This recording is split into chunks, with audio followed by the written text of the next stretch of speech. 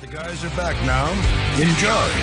It's the Opie and Anthony Show on Sirius XM.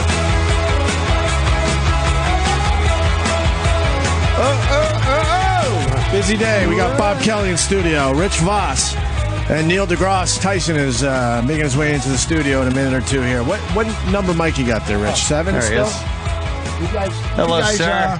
Hey, Neil. How are you? Hey, are you familiar with our song Lyric Sunday yet? Yeah. Is anybody? We hate it. We hate it. We already made fun of it. We made fun of that last week. Oh, you did? Terrible. I just told Neil off mic how great the new show Cosmos is. I just want to make sure I say it on air as well. I saw the first episode last night, and I loved it. Yeah, just trying to keep the universe real. Right. What team did you play for? Team Cosmos, all right? Oh, my God. I haven't seen it, but Opie was raving about it this morning, and it's like you're kind of picking up Carl with this show Carl Sagan started, right. and redoing it, or just doing it. Yeah, if you're old enough to remember that. Yeah, hell yeah. Unfortunately, yeah. Well, a couple things. I mean, they're putting a lot of money behind the show because the animation. It's a full up network production, and we took full advantage of that. Right. It's not just because there's resources or money there, but we actually had access to visualization talent that previously had only given those energies to full blown blockbusters. They built you a spaceship, sir. Yeah. He's in a spaceship. Well, ship of the imagination. Ship of the imagination. Ship of the imagination. Yes. Oh, yeah. I like that. In the original, it was you needed a place to pivot back and forth through space and time, right? Some place to go so that the camera can go to the next place. Right. It had some mixed reviews because it was a little weird and why is he there? But in the new one, it's been re-envisioned. Okay. And I thought I was biased initially, but I'm not. The ship is badass. I don't mean to tell you. I'm just saying. The special effects for this new show is great. My cousin programmed the computers on the space shuttle. Andy Post. You know Andy Post? I know the he's a genius. Yeah, okay. He programmed. Is that his name, though? Connect. Do you think he's bragging about you somewhere? My husband. My husband. Yeah. Is that what you call it now? Yeah. My family relation. Yeah, really. There's a lot of inbreeding. You get husbands. That explains it. I didn't know you met Carl Sagan. Yeah, when I was 17 years old. Wow. I was applying to colleges, and he's a professor up at Cornell. And I didn't know, but that my application to Cornell was sent to him by the admissions office. And they said, "What do you think of this guy?" He wrote me a letter. You were that smart back then? Well, no, I don't think they just. It's not a matter of smart or not smart. I don't even know what that word means, but I know that I love the universe. Okay. And my application was dripping. Oh, okay. So it got his attention. Yeah, I got his attention. He sent me a letter, invited me up, and showed me around. And reached behind his desk and pulled out one of his books and signed it. I still have that book. Showed that to on Neil the first Tyson, episode. future astronomer. Wow. So yeah, Bobby doesn't know what a book is. Oh, boy. No, your polite laughter says it all, my friend. Thank you for that. Yes. Can I just say something? Books are sources of knowledge that don't require batteries. Can we segue into something in between Rich's ears? Let's talk about the dark matter. Yeah. The endless void. He says he's a genius. He says he's a genius. He took an you're on radio, and no one knows who he is, as you point out. They know. The audience knows. Yeah. They know, Neil. We're talking about a dummy. They know. He took an IQ test recently. He took an IQ test. What did you get? 141. Nice. 141. And then, Now, what I find about people who get high IQs, they have to tell other people. Right. And it's like I think the coolest IQs are the ones that you don't know what it is, and they just are. I also had a 142. And what on an online IQ test? By himself in a kitchen what were with their a pencil. Kardashian questions? Make fun of me to tear me down to build yourself up. No, I'm not building myself up. Any 12-step program will tell you that's what you're doing. But you just did that to Bobby. What? With the book thing. No, I was being real. Oh, I see. No, you weren't making a joke. I'm not making a joke. I'm not. This is a real. I do want to hear about the universe. Exactly. I would like to smart about exactly. that. Thank you. Well, the universe, it's all around us. And one of the goals of Cosmos is to remind you of that fact. That it's not just... Some people don't like feeling insignificant, though. Well, no, so that meant you started with an ego unjustifiably too large to begin with. Is that it? Right. Oh, yeah. If you say, that made me feel small. Well, because you thought you were big compared to the universe. So get real. Know notice how small we are in space and in time, and then find other things to feel big about, like the very material of your bodies derives from stars. We are stardust. What? Oh my God! This is where it gets crazy. No, but so now you look up at night and you see the stars and say, "I'm a participant in the great unfolding of this cosmic story." That's how you feel big. You don't feel big by saying, "I'm bigger than the universe." Will you explain the ending of Prometheus for me? And will you spell it for me? I have a quick Prometheus comment, if I may. Yes. So they've made it clear how far away they are. They're like 30 light years away near a star, okay, and around another star. Wow. And there's a scene with Charlize Theron, I don't know if you remember this, where there's this sexual tension between her and the captain of the ship.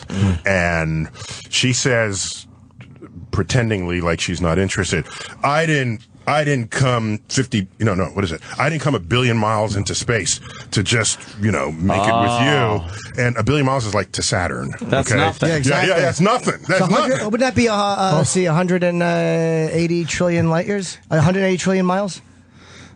1 billion miles? No, 1 billion miles is 1 billion miles. 30 light years would be 180 trillion. Yeah, about that, because 1 light year is 6 trillion miles, so demand's good. Yeah, look at Jimmy. Jimmy knows. That's funny that you're the only person that fucking critiqued that part of the movie. Well, no, it was... That's a billion. What people said was, we know you're a geek because you were not otherwise distracted by her body. Right? I'm thinking, that's the wrong number she's saying here. See, that's how you get geek street cred, all right? But it'd be a sex scene. I'm card carrying. I got this. I got this. Yeah, I'd never have sex with her. She's terrible at math. I didn't say that now, but it was... So what are we getting from Cosmos from the new one? I'm trying to. You're hosting. We're just trying to. It's a huge collaboration, and the lead writer is Anne Druyan, who is Carl Sagan's widow and co-author with Steve Soder, a colleague of mine, of the original series.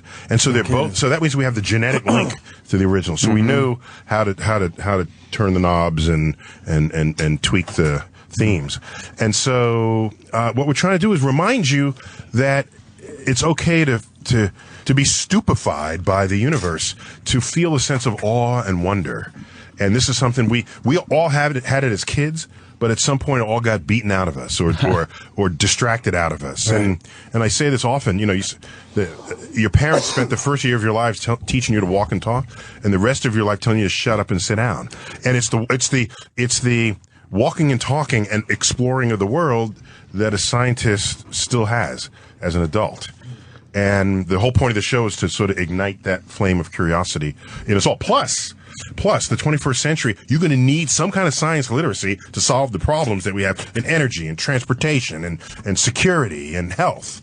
So don't come around me and saying, no, I don't need science. I got other... It's like, of course you need science. Yeah. And Cosmos is a way to get you to realize how much you want science. You're an astrophysicist, right? Astrophysicist. And what, how much of that involves theoretical physics? Yeah. Or is it the same thing, or is it? It's half. I mean, it's all a community of you put forth a hypothesis, we have testing, we have computer modeling, and what emerges once you explain what is known and successfully predict stuff you hadn't known before, what emerges is a successful theory. So the theory of gravity, quantum theory, evolutionary theory, these are the successful understandings of how the natural world works.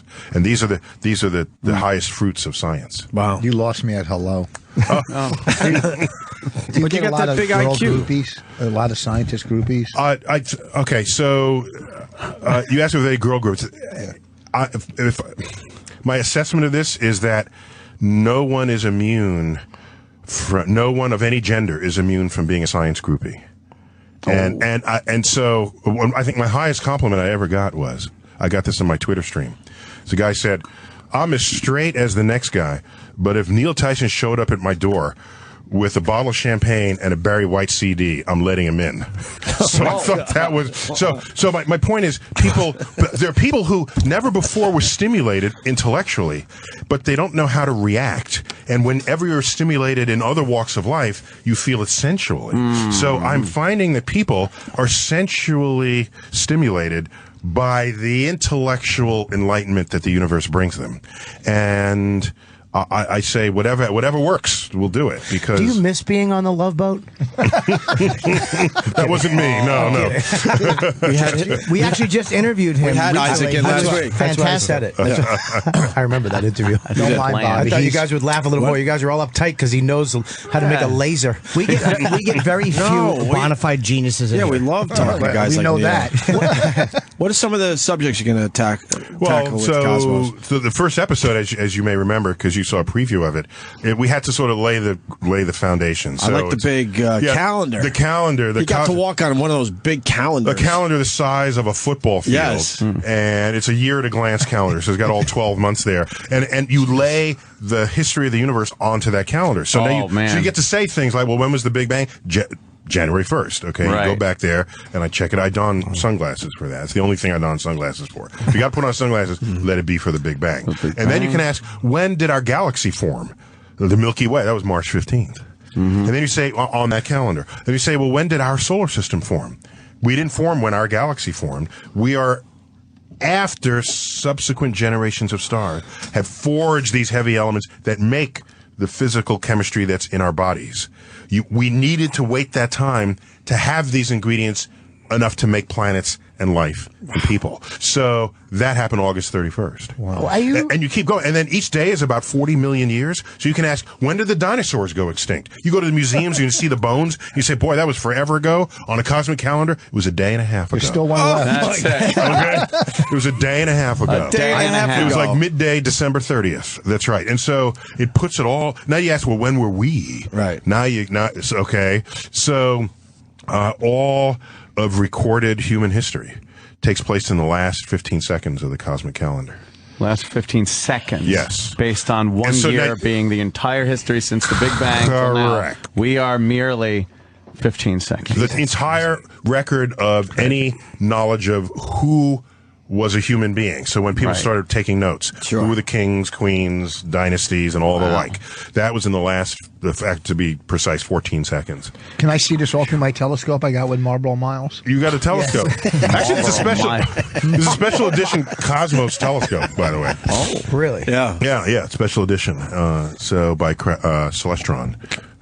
Could you talk? It was in the first like a good episode telescope. about the planets that are in pitch darkness. Oh yeah, so we learned. That's one thing I learned for the first time. Like, what? Yeah. The rogue planets. Yeah, vagabond rogue planets planets. wandering the solar system. Like, what's that ship that the ghost ships in the night. I actually tried. Pardon me. I tried to actually give him a real scientific answer. You should just put your elbow into my teeth. No. He said, "What was that?" I'm like, "Oh, the Voyager scientist genius." No, we got Voyager in there too. The farthest piece of hardware ever sent. Yeah. And on the side of it is a record. I'll get back to the rogue planets in a minute, but since you brought up Voyager, Voyager was launched in the 70s and it did a tour of the planets, doing sort of a multi-planet like pool cue shot, where you do a slingshot around one planet, gives you some extra energy, aim it in the right direction upon doing so, and if you plan this out right, you can visit multiple planets with the same amount of energy, with the same. How do they figure that out? Launch energy. Yeah. No, it's great. It's crazy. It's like Newton's laws of physics. Have you ever been in space? Never. Do you want to? Only if you're going to send me somewhere. I don't. Don't just send me in orbit, boldly going where hundreds have gone before. and you know the dude Felix Baumgarten, yeah. Don't get me started. Edge of space jump. Now it's cool. Don't get me wrong. Let the man be the edge of space jump. But let me explain what he did. All right. If you shrink Earth to the size of a schoolroom globe, so you get a sense of how high up he was, ask how high above a schoolroom globe did he jump? 1 millimeter above the surface. 1 millimeter. 1 millimeter above the surface. And so, but no one is from Red Bull is telling you that. Right. Where would space be? If that was the globe, where would actually space begin? Well, so space by that definition is kind of arbitrary. What they're saying we have a functional definition of space. It is the high enough altitude where the atmosphere is not glowing blue, so that there's so little air above you, you can see stars in the daytime sky. That's the reason why you can't see stars. It's not because the sun is so bright. It's because you have air there scattering sunlight. The blue out of the spectrum of sunlight is scattering that. That's why you have a blue sky. You go up high enough, the sky gets thinner and thinner and thinner, and then you have the universe in broad daylight. That for us is about 60 miles up. Okay? So, if you go about 60 miles and up, we call that space. But I don't like that as a definition of space. Because if our atmosphere was thinner, then 30 miles up would be space. Or even thinner, 10 miles up. If we had no atmosphere at all, what, would just be standing here on Earth, be space? Space, right. Right. So, when I think of space, I think of orbit. Now you're talking space. How high before he would have, how high would he have had to go if he just jumped out and all of a sudden he's floating? How much higher would he have to go? So that's the point. You don't float unless you are in orbit. And orbit is the coolest thing that Isaac Newton figured out. So here's what this will take me a minute. Just don't worry about me. I'm already feeling dumb. No, you got a minute. I'm right behind you. So, all right. If you're in an elevator and I cut the cable, the elevator, and you're standing on a scale, and you weigh, you 150 pounds? What are you? About 149.5 since the dieting. So you're squeezing a spring and a scale, and it reads 150 pounds. All right, in an elevator. Now I cut the cable. The elevator drops. The scale drops. You drop. You're all dropping at exactly the same rate. The scale no longer reads 150 pounds. It reads 0. Right. Everything in that elevator is weightless because you're in free fall towards Earth. Right. Until you hit the bottom and then you're dead. All right. Unless there's springs and things. But so if you are in orbit, you are going sideways while you are falling towards Earth. You just happen to have sideways motion. And so you are going so fast sideways that for every 10 feet you fall, Earth curves away from you by 10 feet. Right. You go 30 feet down, Earth has curved 30 feet. This is the exact speed you have to have. You're constantly falling towards a round object. Yeah. So that's why astronauts are weightless. I gotta go. Not because they've left the Earth and are floating randomly in space. They are weightless because they are falling towards Earth. So Felix Baumgartner was never weightless until he actually jumped. Well, you jumped, you're in free fall. Right. You're weightless while you jump. When the astronauts, and I asked the physicist this week, You just talked to physicists. That's cool. Yeah, we you have access to how many people That and hookers. Exactly. No, it's not everybody who has access. How will get to say? I brought this up with a physicist this week. You're the second one this week. Yes, we had Brian Green came in. Brian, he's a good friend. Yeah, Excellent. we know. Yeah, he's a good guy. He was cool. But the astronauts, when they're in space, we always think like, oh my God, they're not dealing with any gravity. And I know that they're falling, but if they were to say stop falling, what percentage of Earth's gravity would they feel at that height? Well, so if you just stop their sideways motion, then they would fall straight down instead of sideways down. And they would still be weightless until they encounter the atmosphere. And then the atmosphere would slow them down, and they'd start taking on weight for having done so. So what percentage of the Earth's gravity is it at that height, would you say? Oh, it's slightly less. Hardly no. You'd be like negligible. Less than a pound. Yeah. Less than a pound. So it's about their experience about 95% of the gravity we are if they weren't falling. If they were floating there in a hot air balloon, you would feel the weight at that altitude, and they would, if you're 150, you'd be like 148.5 pounds, maybe 149 pounds. That's why, unless you're in orbit, the Earth would like to have you back. Yeah. I like that. It'll just grab you. And another thing, if you go up, if you just drop down to Earth, you're not going to burn up. You know why you burn up coming back? The speed. Because you were going 18,000 miles an hour sideways. All right, and we got to get rid of that energy somehow. And so, fortunately, we have the atmosphere. You say, oh, they need the heat shields, otherwise they'll burn up. They like the heat shields because they don't have to bring fuel to slow down. They're basically aerobraking. It is a feature, not a problem, of returning from space. You just got to make sure you design it so that you don't burn up. Amazing. And so you need those heat shields to dissipate the 18,000 miles an hour sideways energy. And if you're just standing up there in space and I drop you, you'll gain speed, but then you'll start feeling the atmosphere and you start to slow down. So you can just drop out of if the space shuttle turned backwards, the former space shuttle turned backwards, fired its rockets so that it lost the energy, the speed, and it was just like zero. It could just fall. It would drop out and land like an airplane. You wouldn't need the heat shields. It wouldn't be economical. It wouldn't be economical. You need as much fuel to slow down as they needed to get there in the first place.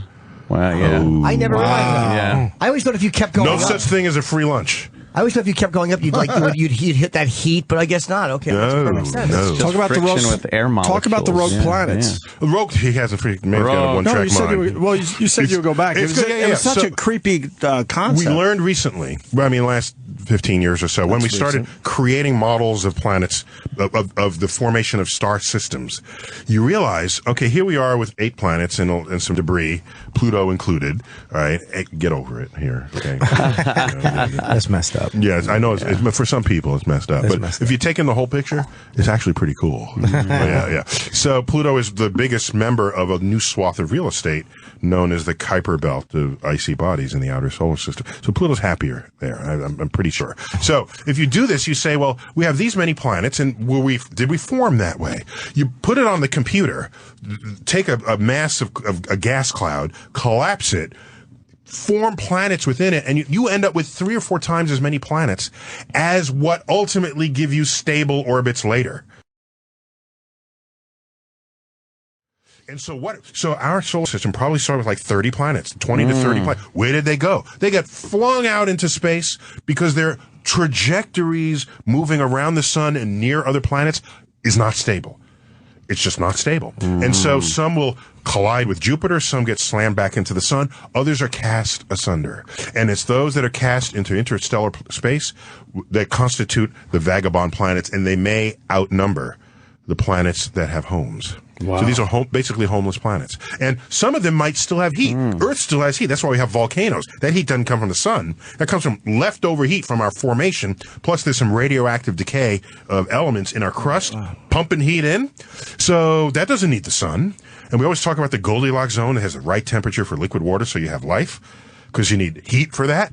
If you have a planet floating in space and it still has this leftover heat, you don't need the sun. Wow. It'll be frozen on its surface, but go down deep. Maybe there's life thriving deep beneath the frozen surface. There is life on other planets. There could very well likely be, given what we know about life and its ingredients. But do you think we'll discover it in our lifetime? I'd like to think so. Possibly on Mars or one of Jupiter's moons, Europa. Europa is cool. It's outside of the Goldilocks zone because Jupiter's too far away, but Jupiter's pumping heat inside of it with the stress of its gravity. And when you pump heat inside, you melt the ice. And we're pretty sure Europa has an ocean of liquid water that's been liquid for billions of years. So as I tell people often, I want to go ice fishing on Europa. There's a movie called The Europa Report where they actually took a clip of me talking about Europa, put it in there. Oh, really? It was like an actual live clip and about the discovery of life on Europa. I think I saw that one. Weren't they sending a probe down to go through the ice? And Yeah, I did see that one. Yeah, and it's water. So every place on Earth you have liquid water, you have life, including the Dead Sea. You know why they call it the Dead Sea? Because they didn't have microscopes. Okay, so just be careful how you name stuff, because typically you name it as in ways derived from the limitations of your physiology. Yeah. I thought it was salty. I thought there was the salt in it that made it. No. So there's no macroscopic fishes and things. So people thought that nothing was alive. Yeah, they just didn't. Microscope hadn't been invented yet. Right. So if they get below the surface, do you think they're going to find something that's microbiotic or something? Yeah. tiny, If you go to Europa, so you asking what are the chances we might find life? If I were to sort of rank the places, I'd say maybe subsurface Mars. There could be some places kept liquid, some aquifers. That'd be nice to see, and that's nearby compared with Europa. Europa, that's a long trip to take if you're. How far is that? Well, Jupiter, it's 10 years. It's 5 times the Earth-Sun distance. So yeah, it's I give it a 10-year. One's like a genius. Like as a married guy, like your wife has to be brilliant to keep up with you. I mean, you're not going to talk like this, and she's going to talk about the housewives. Well, she has a PhD in mathematical physics. Yeah, she's got to be. You can't and we met in graduate school. Yeah, she's got to be brilliant, because when you said, but maybe we all talk about the cauliflower or whatever, none of us talk about the cauliflower First of all, no one knows what cauliflower is. Oh my What did he God. say when he was talking about? If you want to reenact the scene that you're hearing right now at home, just start to listen to an ant talking to you. Yeah. If an ant is talking to you, it's the same thing. That's what Neil has to deal with today. Neil is dealing with right now. Is if a bug was in your kitchen and started making noises, and you had to try to understand what the bug was saying. To communicate with the worm. It's got to be brilliant. Or, but Neil should be sitting on a bank and talking to Rich and telling Rich, just go ahead, look out across the water. And Rich should be talking about tending the rabbits. Right.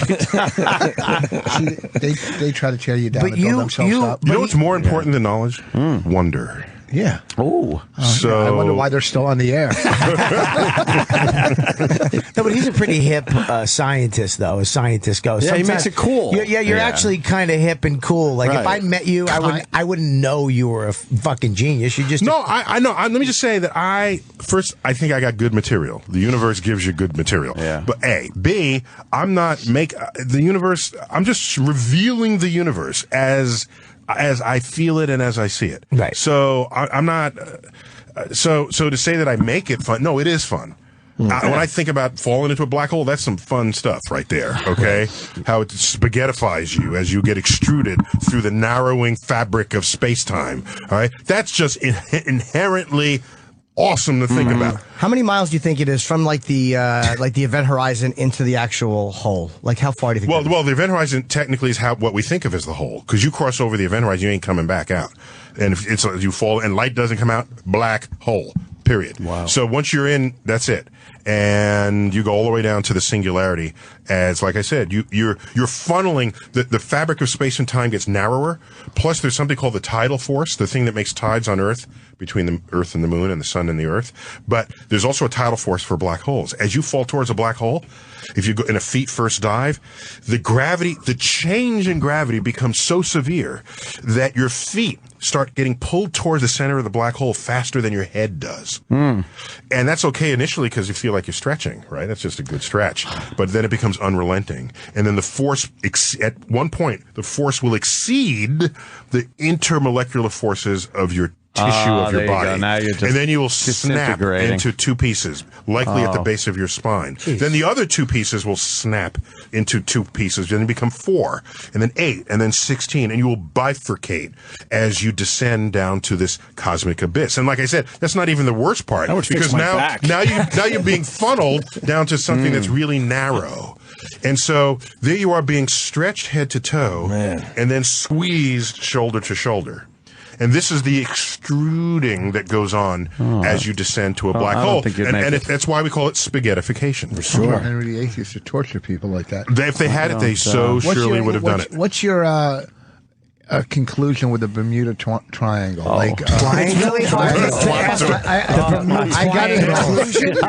His conclusion. I cringe as he's saying it. I'm so embarrassed. I need to go. I want to go because I think this might be contagious. Bermuda Triangle. Hold on, Elmer Fudd. Have you seen a rabbit? I swear we're smart, Neil. I swear we're smart. No, I have a good answer for you. Thank you. That's a good question. Don't let them. I slipped on the word. We're together here. I want to hear your conclusion. You're right at my side. Don't pay no mind to the. There's none to pay. Listen. There's no mind to pay. Right? Do you donate your time at a community college? Why are you being so nice to him? So here's an interesting fact.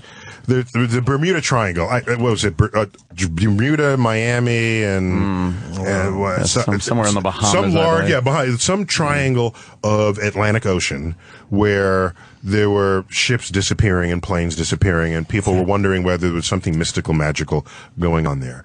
And so, okay, if you're losing planes, you want to know why. All right, is it magic or is it not? And so you do the analysis, and what you find out is that triangle had such a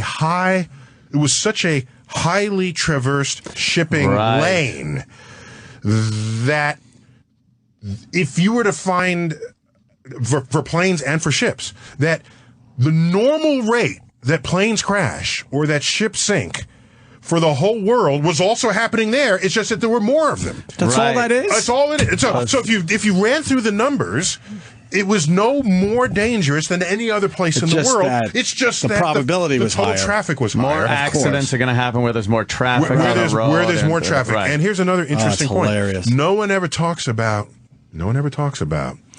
missing trains. What?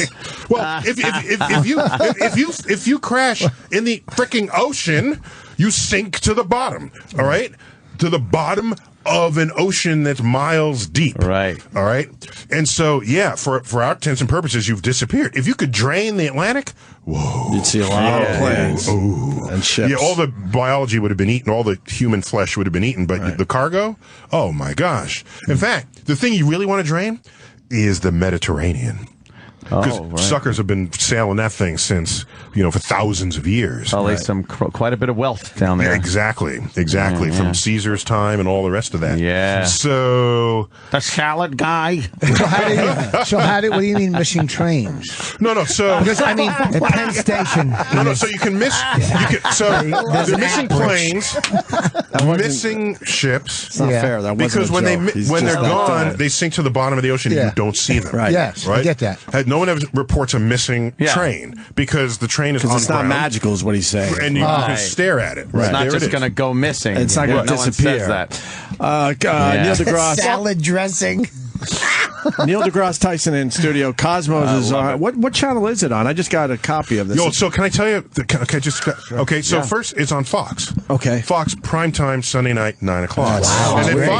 Fox said we like this show so much that we want to, as a new word for me, roadblock the show. Do you ever know the phrase roadblock? Roadblock. You know what that That's when means? he gets out of his car. And then it comes back strong. I know, yeah. So But he'll bomb again. if a network roadblocks a show, they take the rest of their properties, their cable properties, and simultaneously air it on those as well. Oh, So wow. it's going to appear on FX, which is a Fox property, FXX. Fox owns 3/4 of National Geographic Television, so that's in their family as well. It's on Nat Geo Wow. It's on Fox Sports 1, Really? Fox Sports 2. And then it will repeat on National Geographic in the days to come. And it's in I sound like a commercial here, but you got to hear this. Right. In 181 countries and 45 languages.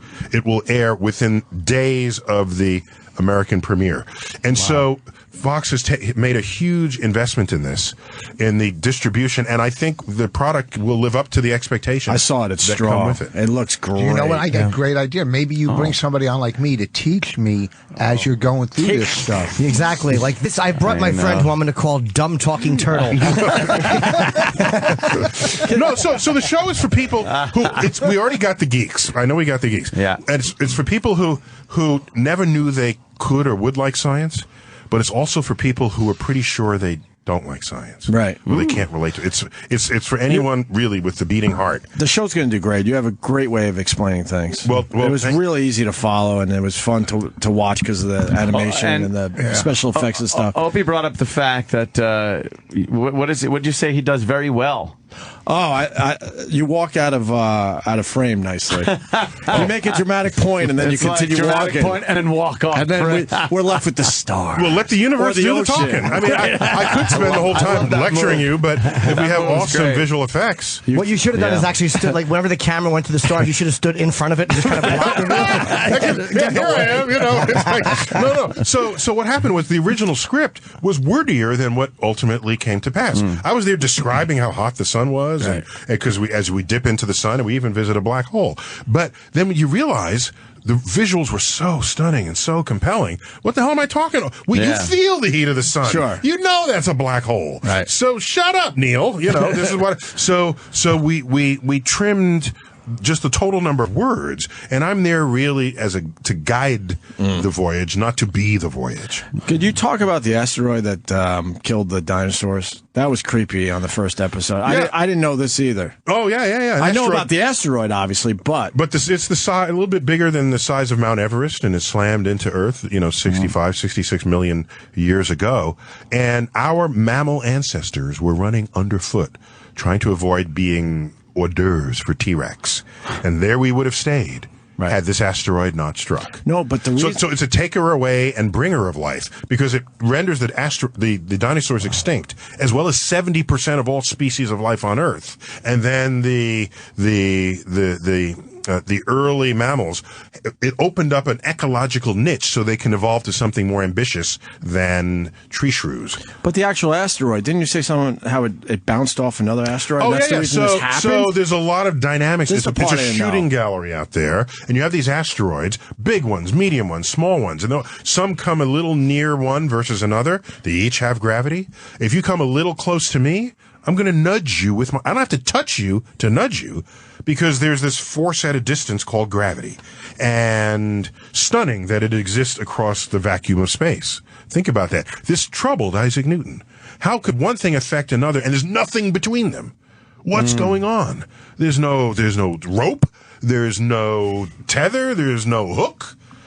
So it was a huge mystery to him until Einstein basically figured this out and said the gravity is not really a force. It is the curvature of the fabric of space and time.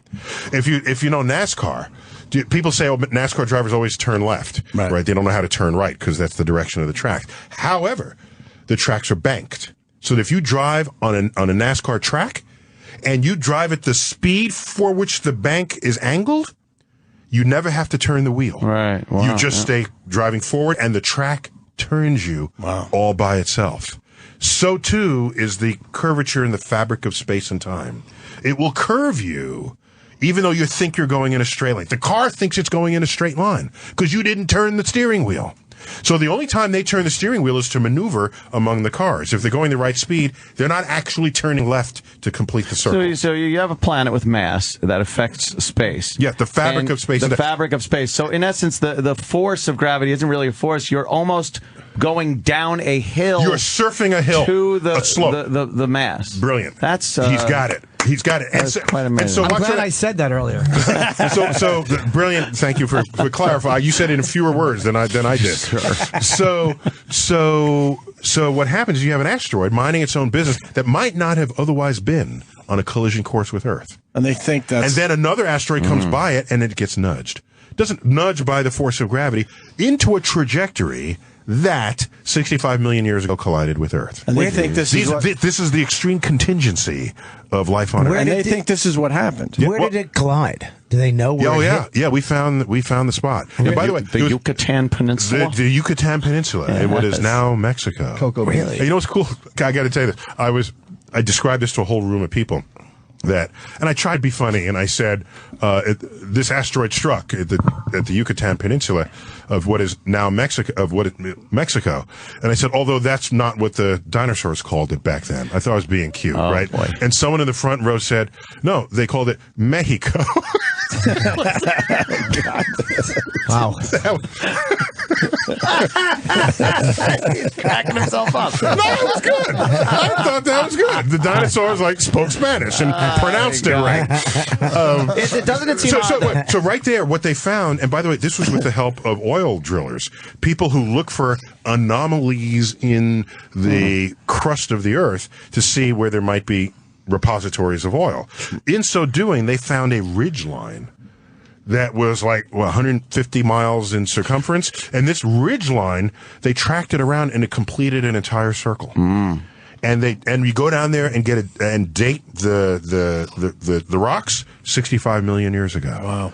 So we say, yes, there's the smoking gun. The crater left over from the asteroid that struck. Is there any of the original asteroid in there? Like any pieces of it, teeny pieces? No, I mean there may be, but it's in the Gulf, and so plus most of the asteroid would be vaporized upon impact with the Earth. You get maybe a few percent of the total mass that just happened to fall off, but we're talking about 65 million years ago, and it's not. And it's my point is it's pure luck we're here because that asteroid just had a little bump or whatever. Correct, and what would happen is if the asteroid didn't hit, dinosaurs would surely still be here, to this day. We wouldn't. Oh yeah, because they were around. You want to mine? You could say the F word. No. Well, he doesn't want to, but it was fun watching him realize when he backed himself into. No, that was the moment. There's been a couple of times where I thought shit was going to come out. Motherfucker was going to come out. No, okay. You tell me whether it's worth it. You tell me whether this earns it. Okay. Yeah. So, if you look at the tenure that dinosaurs enjoyed on Earth, they were around for 200 million years before the asteroid struck. Wow. And it's only been 65 million years since. Wow. So given that fact, there is no reason to presume that they wouldn't still be here. They wouldn't be here. They were just unlucky. They didn't have a space program to deflect the asteroid. So it is likely that if the asteroid did not strike, they would still be here, and we wouldn't. Now, maybe would they have technology? Would they be in this booth doing a radio show? And they have more listeners. They would say something like, "Aren't we lucky that that asteroid didn't strike?" But wait, Whereas you're saying, "Aren't we lucky that it did?" Sure, Right. of course. Yeah. Hey, we only have a couple minutes, but someone wants you to talk about the discovery of water. Wait, no. The alien. Okay, yeah. Can you touch on the theory that aliens are at the bottom of the ocean? Oof. Is that one of your things? I hadn't heard that one. Oh, okay. No. I wasn't sure if that was Sorry. something you were. What is true is that there's surely, there are surely species of fishes thriving at the bottom of the ocean that are uncatalogued and unknown to biologists. So we know so much more about our solar system than the oceanographer knows about the bottom of the ocean. Wow. In fact, it's more dangerous to visit the bottom of the ocean than it is to visit space. The pressure difference between your vessel and space is 1 atmosphere. The pressure difference between your vessel and the bottom of the ocean is 30 atmospheres, 50 You go down, your vessel, you're ready to die. Right. Be ready to die. Going down like to the Marianas Trench off of the Philippines, the deepest part of Earth's crust. So How deep? It's 30,000 feet down. It's as far deep into our crust as Mount Everest is high. Oof. And what is Jupiter's gravity is so intense. Like, what's the difference between Jupiter's gravity and that? Okay, well, the problem is you can't just stand on Jupiter and pull out your scale and weigh yourself because it's gaseous. And plus Jupiter's large, so you're actually far away from the source of gravity how you calculate the gravity. So if you're 150 pounds, I forgot the number. You're not as heavy as you think you would have been. You might be 400 pounds or something. You're not going to be like thousands and thousands of pounds. And Jupiter and Saturn are actually very low density because they're made of mostly gas. Saturn has such low density, it's less dense than water. So, in fact, Saturn could float if you had a bathtub big enough. And when I was a kid, I said, I don't want the rubber ducky, I want a rubber Saturn so that it could float. And be accurate. An accurate depiction. Exactly. You didn't say that as a kid. I swear to you, I said that as a kid. Did you go to a regular school? Yeah, PS. All my schools had a PS in front of it. Are you from New York? Born and raised in New York City, in the Bronx. You went to PS 36 in the East Bronx for like kindergarten. You still live here? Yeah, I live in Manhattan now. And then went to PS 81. You were like 12 years old in college, right? No. And then went to junior high school 141, and then to the Bronx High School of Science. What a great statement for the New York City school system. Yeah. Well, I think so. And Bronx Science is a public school, and one of our proudest points is that Bronx Science counts 8 Nobel laureates among its graduates. And 7 Jews, my people. Big in Nobel. All right, then. Neil's got to go for real. No, he's actually right. A fourth of all Nobel Prizes given in the sciences have gone to Jews. Yes. Yeah. And what about medicine? You want to go there, too? That was great. Medicine, I'm counting that in the sciences. Oh, you are? Yeah, exactly. Dummy. Yeah, human physiology and medicine is a category of the Nobel Prizes. Blows it. Yeah. I know. Just when you had him on your side, you had to ruin it with your pro-Semitism. Neil Pro-Semitism. That's a great phrase. Neil is. We're not allowed to have that here. What I would try to caution people is the more you cite the achievements of others with whom you associate, the less you're admitting that you have less to talk about for yourself. Yep. Oh. Yeah, that's exactly what he's doing. Right. So he's basically killing parades. What you're trying to do is bask in the luminosity of others with whom you associate, and so that some of that luminosity would be shed upon you. And what I would encourage you went from scientist to doctor to therapist. So now what I'm I really feel stupid. What I would encourage people, rather than say, "Oh, these are my people or my country," I would encourage people to be the luminosity yourself. And believe me, they are when other people talk about. And I slightly violated because I said the Bronx Science had 8 Nobel laureates, but to make a point that's as many Nobel laureates as the country of Spain has.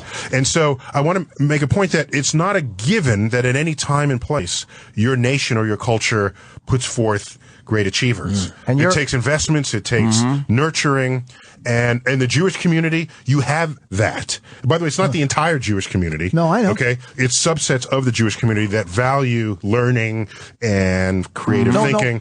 So just remember, America may have had its day, and maybe we're fading now. And as much as you're saying don't like associate yourself with the Jews, believe me, the Jews agree with you. They do not want Voss admitting that he's Jewish. Every time he talks, they're like, just shut up and convert. They're sending him like Jehovah's Witness and Catholicism pamphlets. Plus, he's fully tattooed. You're not allowed to do that. That's true. Well, first of all, they were free. The Bible, it says tattoos okay if it's free. Mutilated, but free mutilation of your body. That's bull about the tattoos, because if you couldn't get into a cemetery for defacing your body, not one Jew would be in a cemetery because of facelifts, ear piercings. That's defacing your body. And what about the circumcision? That's kind of defacing your body as well. He doesn't like them.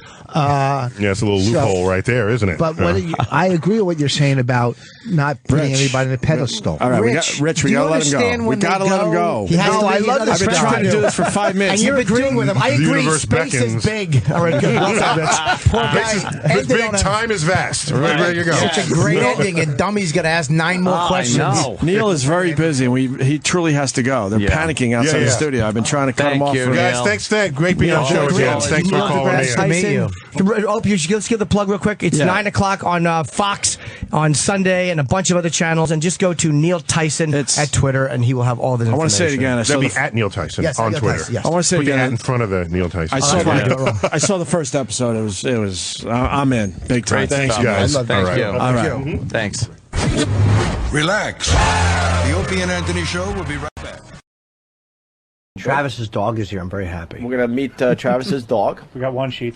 Yeah, I put together. Little Dexter is our guest. Dexter's here. We're gonna meet little Dexter. Sam cooked up a nice one sheet. And then we're gonna do line of the day. I saw a picture of Dexter earlier wearing a little jacket for his walks outside, I guess, when it's cold. Yeah. Oh, it's in the one sheet. Well, silly me. I should have, of course. I should have known. You got to read those when the guests come in. When the guests come in. You're an ass. All right. Well, wow, this is really a lot of... All right, we'll do the dog thing next. How's that? Yeah, bring him in. All right, we had a haircut on the air today, and we're going to interview a dog. And we're going to interview a dog next. Yes, we've lost our fucking minds. It's Opie and Anthony. We're going to meet Dexter. He's a puppy. He's a dog. We have a one sheet. Wait, before the big reveal, you can't just walk in with Dexter. That's not how radio works. Where's Dexter?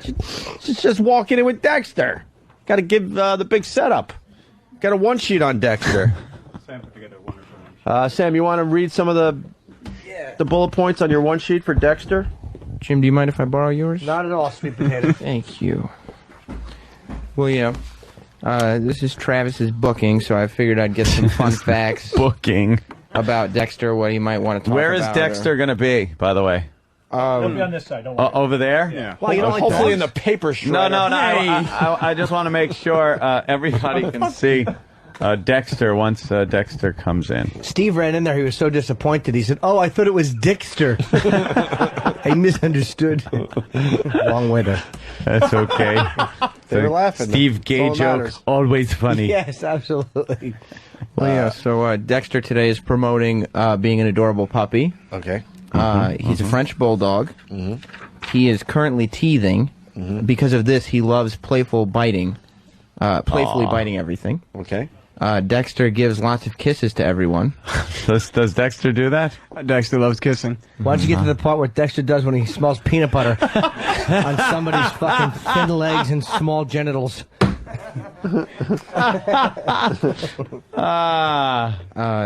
Dexter hates wearing coats outside. He does? Yes. Yeah. Yeah, I went through a fact checker on this. When Dexter goes to the bathroom outside, he gets a liver treat. Oh, really? Yes. Like Jimmy. Yes. Yes. No, that's what I give a fucking dominatrix when it hits the chest target area. It's your liver treat. Exactly. The hepatitis in my liver after I eat it. By the way, we're in bonus time, so you can't complain about this part of our show. Yeah, go fuck yourself. This is free stuff right now. Oh, what no. else there, Sam? Well, interesting story, actually. Yeah. Recently, Dexter had a parasite, but he's taking medicine for it, and he's feeling much better now. A parasite? Yeah. I can't wait till he comes in. We can see what kind of parasite it was. No, it's invisible. Is it a ringworm or something? Is it Just a little parasite. Did you get rid of it? He was licking my face before. Yeah. Oh, there's parasites on you now. I have a dog parasite in my fucking intestines. Don't worry, he's fine. Dexter's very cute. Dexter's ears are way too big. No, they're perfect. Way too big. Right? Way too big. Let's We'll get the fix that. scissors out. No. What else to say about Dexter? This is amazing. Well, Dexter is specifically playful. Like a lot of people say, it's a playful dog, but specifically Dexter is Well, playful. I'd like to see a demonstration of some of this playfulness. All right, get me Specifically get me playful some, or especially? Specifically. All right, give me some Q-tips. That's weird. We'll Doesn't see how quite work. playful he is. Specifically It doesn't. playful. Let's stick with specifically. Like what you wrote was specifically dumb. No, especially dumb. Especially. Are we done with the one sheet on Dexter? Well, and he has several chew toys that he enjoys playing with. All right. Do we have some? is one a boot? Steel-tipped, preferably. Do we have a drum roll or something for the big reveal? Oh, Yeah, we wow. How about Get to cat meet noises? Dexter for the first time. Hold on. I've already met Not Dexter. necessary, Sam. Did you? Yeah, he and- fucking loves me. Does he? The animal kingdom. Is it a he or a she? Yeah, there's something It's a about he. the animal kingdom that just loves you. They take to me. Yeah, you should be in a horse video. Horse gag though. The other one looks too uncomfortable. Yeah. Should be in a horse. Bob Kelly actually mentioned that Dexter reminds him of you. Why? I have no idea. He commented on one of his pictures. It's funny because Orca reminds me of him. Hey, by the way. Yes. I just want to ask Travis, how do you walk Dexter? Doesn't he like pull you around? You mean, no, I have strong legs. Oh, yeah. You're a little small for a big dog like Dexter. Dexter's not a big dog. He's still a puppy. And I have all the faith that I can handle him. You can, huh? Yes, I think so. He doesn't pull you along. No. All right. All right. That's a pretty good gag if you saw how small Dexter was and Yes. how small Travis is. All right. Anyway, here's the big reveal. We get to Here's, meet the Dexter big for the first reveal. time. Ladies and gentlemen, There is little Dexter. for the first time on Opie and Anthony. And there is little Dexter. Well, give little Dexter to Travis. Here's Dexter! Oh, there he is. All right. Line of the day. All right, now get out. Why don't you put Dexter on the console so we can all enjoy him There's instead of little- hogging All him? right. Little Just Dexter. don't let him fall off. Because he's rambunctious. Well, he doesn't look specifically playful. He also enjoys eating everything. Does he? Yeah. Well, he's teething, so he wants to bite everything. Aw. But we have a How about your teething toy. your throat? No, that wouldn't be nice. Oh, you have a teething toy. Yes, we do. Well, he doesn't seem to want to play with Yeah, it. because he's interested in everything else. Yeah. He's an inquisitive dog. He's just standing there doing nothing. I expected this very playful dog that was going to be doing a lot of playful See, there's stuff. some kissing. Well, As mentioned on the one sheet. oh, and the one sheet. Well, let me see. Yes, it is on the one sheet. Kissing is something. Move your head, Travis. Does it do anything else? Could someone get me some prime rib? I need an excuse. Oh boy, you remember Chester? That's for the people that. Oh, the poor dog heard the Chester, noise. after Chester eats your dinner, Yeah. he got a liver treat too. He's licking my warts. I know it smells like me, kid. All right, the ears are a little large. What's that? Ears Aren't are they actually big? perfect size. Does he grow into those ears or what? I've been told that they're perfect size. Perfect Oh, size really? ears? Yes. For a French And is bulldog. this a pure Adorable pup? breed? Yes. Yeah. Oh, it is a pure breed. How much was this? Is there a price tag on that dog? No, he was more than my new TV. Stolen. Oh, more than a new TV. 2000. $2,000 for that for a dog. That's a $2,000 dog. Yes. Look at his little cute eyes. He was Wow. he was 25. Oh, 2,500. Yeah. How big will he get? He'll get between 15 and There's- 30 pounds. How big are the other bulldogs? Right. English bulldogs? Enough How big about are the those? dog. Like about the same size. No, see, he likes to eat everything. Unfortunately, Derek just told me from the other room, Dexter's people are telling us he's got to go. Oh, no. Oh, Dexter, we love you. Hey, if you're in New York anytime, you just come back in. Yeah, but You have carte blanche to the show. The publicist gave us a hard time. They're like, you can't ask him about mites or eating his own shit. Well, oh, young fellow. Anything to add? The microphone. Anything else to add to this? No, I don't think. Well, Jim wanted to see Dexter, so we brought him. Yeah, I did. He's very cute. Very Look, nice. don't bite the wires, Dexter. Don't eat the wires. well, he's teething. That's what the one sheet said. Yeah. Very And good. that. Anthony. Specific. Well, we'd love to have a little more time, but yeah. Dexter's people. You're Dexter's people. You got Regis? Yeah, he's got Regis to do. Is that it? Yeah. Is that what he's doing next? He's on his adorable tour. Shut up. And here's Scotty Front is saying, and punt that fucking dog. Oh, he's very You You don't want to punt the dog. Where are you going? Let's see. Where's Dexter Jamba going? Juice. He's exploring. Yeah, Get away from my phone. Can we smell his anus? I have. Ew. Did Do whatever smell you want, Opie. I did a nose brush against it, against the bung. Against the bung. Does it smell like fresh puppy? Yeah, it's cute. It's like baby feet. Except it's a dog asshole. Ah, shit. Dexter's a sweet boy. He's a sweet but simple Does Travis boy. like Dexter? Like E-Rock. Travis loves Dexter more than I thought he would, being a cat person. Oh, yeah. So it's really nice. Throw Travis under the bus right now. What does he do with Dexter that might be a little awkward to tell his friends? Nothing really. I mean, other than like some severe cuddling. Aww. But it's cute I love and my adorable. puppy. No, not my poster. Oh, that's Not my great. poster, Dexter. Photograph. All right. And what's the life expectancy of one of these? About 10 years. Oh, If he good. eats my poster, 5 minutes. So you get to, fall in love with it and hang out with it for 10 years, and then it dies on you. Just You like gotta everything love in life, animals. Anthony. Yeah, Dexter. You know, nothing stays. I know. But, look at his little flat face. I know, he's adorable. What see? happened? No, that's how they're made. Oh, Yeah. I thought maybe he ran into a wall. Okay. All right. Well, I'm just waiting. Like you said, for it's him to bonus pee on the show. Don't console. worry about it. Very cute. line of the day is brought to you by SkiColoradoNow.com. I'm here. For info on great deals on 26 world-class resorts and up to the minute snow. I'm here. Conditions, log on to SkiColoradoNow.com. Oh, Dexter's in the pretzels. Look Yes, out. Go ahead. You enjoy. Let me see. What's he doing? Is he toothing? Oh, yeah. Toothing. He's toothing. Aw, Jimmy's feeding little Dexter. Out of his mouth. To mouth. mouth. Yeah, we go. And finally, thanks to SkiColoradoNow.com, here's your line of the day. Breaking his balls. I was sorry. We scared the dog. All right. Oh. Scared the dog. Everyone have a good weekend. We'll see you Monday. Yes. Hopefully we'll have more Dexter? Yeah. more Dexter and more about this country bullshit that's going on. More Dexter, more Gooder. More good. And Jimmy, have fun at the Brigada down there in Atlantic City. Look at it. Yeah, don't sniff his asshole. Sniff his ass. Jimmy. Are we allowed to sniff his ass? No, I don't want to sniff it. 'Cause I know, Go ahead, Jimmy. No, he'll probably force a log out just to teach me a lesson. Oh. Humility.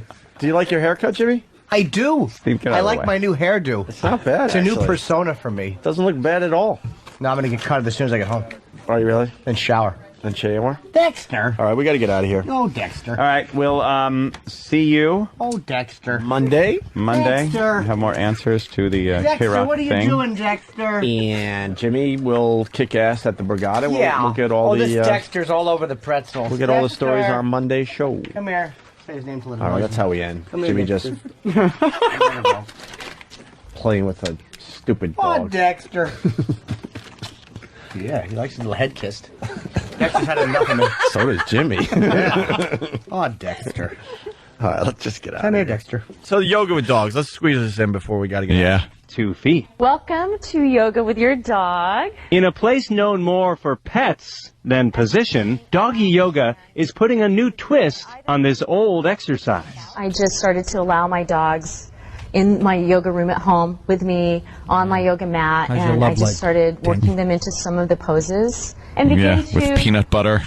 connect with your breath. Yeah, this is the peanut butter pose. Peanut butter yoga. Right. All right, I'm going to do the full lotus position. Downward facing pig. And you just do the position that's named after you. Yeah, downward facing mommy. To connect with your breath and with your dog. Lift the fingertips up. It may look a little odd, but Brenda believes the dog called the lipstick really rub. do get something out of it. They, of course, get some of the health benefits. We incorporate some massage into the yoga practice for them.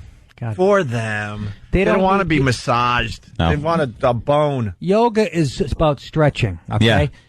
Dogs don't need to stretch. No. Your dog sees a car go by, he runs off the porch. Has he ever pulled a hamstring? Never. Comes back, Never. one paw on his hip. Oh, Jesus, what did I do? No. You've never seen a dog I'm with a getting pulled too old for this Never. crap. Never seen a dog with an ice pack on his back of his leg. And from dead asleep to full bolting run. All right. And you know who said that? Coach Lou Holtz said that. He had like 3 running backs were out with hamstrings, and the trainer tried to blame Lou Holtz. He goes, "Your players aren't stretching enough." He goes, "Man, I had a dog that used to sit on the porch. A car would go by, he'd get up and chase. Never pulled it. Pulled a hammy. That's so true. Oh, and every damn. dog is ripped. They got all their muscles in the right place. Sure. And They don't. They don't need stretching. They don't need breathing. They don't need yoga. Some Travis's fat little dog. That Your dog's getting fat, disgusting. Travis. Your stupid little French friggin' fairy dog. It's getting too fat. A French bulldog or something like that. Yeah, he's got Oh, I a love French those dogs. bulldog. It's that why you're spoiling it. Because I've seen pictures on, of course, any site that you have anything to do with is flooded with pictures of your stupid dog. I'm glad you're looking Dexter, at my dog. and it's getting a little chubby. No, he's actually skinny compared to all the No, others. it's Yes, he not. is. Don't you talk about my dog. Ew. He's so attached Like to you this could thing. actually do something if Anthony attacked you. Don't you hey now, Buster. Well, he was a Look Texas at you. Ranger, I see. Yes, I have my star on. It was given to All right, me. listen, we got to get to the rest of the story. I'm a sheriff. We're supposed to be off the radio. Yes, this is pressing Your news. dog stinks. I hope it dies. Yoga practice for them. Now we do some stretches for them as well. I'll stretch your neck, Incorporate them you into dummy. many of the poses. It may not be what yoga founders had in mind, but if doggy yoga catches on, contorting with your canine may become to a the four-legged step iteration. to enlightenment. If your dog watched that story and wants to go to the yoga class, we certainly encourage your dog to go. Don't let your dog drive, though. Very dangerous. Drive your dog to the Oh, yoga you're class. a Next real- one is on Sunday. They shouldn't be allowed to be called the news anymore. No, he was really trying to be funny, wasn't he? Dog can lick himself. He's well stretched. Yeah. You know what I'm saying? Yeah, the second you can do that, you don't need yoga anymore. Your dog can do it. Exactly. I don't know if I could say that. Oh, that, All right, Nick, it's to you. dog. And by the way, Travis, fuck the Canadians. Whoa. Fuck Dexter. They Wow. both suck dick. Thank you. Fuck the Canadians. We're doing well. You mean all of them? Yeah. Or the Yeah. team? No, his mom's doing a good job. Oh my God. Ow. Ow. I don't dine with whoremongers. Oh, poor Travis. Fuck your, I was going to say comedians. Fuck your Canadians. I'm rooting for the Rangers because we have tickets to the Rangers' second round. Ooh. Just in case the Rangers and the Canadians both win. Yeah, him and his chick. You're hedging your bet. Big fans Yes. of the Montreal Canadiens. I gave up my my ticket so they could go see the Canadians play this Appreciate year. it. Hopefully, when you're much. out at the game, your dog will drink Clorox. That's right. And you'll That's come home nice. and That's find right. it dead. That's right. Your fat little dog, Isn't that Dexter. mean? We hope Dexter gets into the medicine cabinet while you're enjoying the dumb Canadians. Yeah. No, And as you're sitting there enjoying the game, he's eating something poisonous that will kill him. Like a fucking urinal mint. A nice urinal cake. Here you go. Here you go, shit dick dog. Yeah. Have a urinal cake Yeah. dessert. Dexter sucks. I know. I like to fucking put some. my dog. We don't hate your dog. We just hate your love for it. That fucking little roly poly. You know what Dexter is? It's a fucking wet bag of shit Yes. With ears. with ears With and a huge cock. donkey ears. Oh. Do you know what Travis did earlier? This wasn't even for the show or during the show or anything. He put a video up of Dexter barking at a turtle in his house. And was E-Rock scared? I don't mean appearance, I just mean work ethics. and he was smiling like, look at his smile. It's adorable. He can't look at Dexter and not get this big faggoty smile on his face. You're trying to set the world on fire with a cute pet video, aren't you? I don't think I need to try. You're not enough animal fucking videos on YouTube, huh? You're putting Dexter through hell because you want to have the next cute pet video that is viewed by millions of people. I like to see a snapping turtle removing his fucking loudmouth paw. Then we'll see a fucking big, 80-pound turtle just ripping that fucking paw off. Yeah, you don't think that turtle might have been a little scared?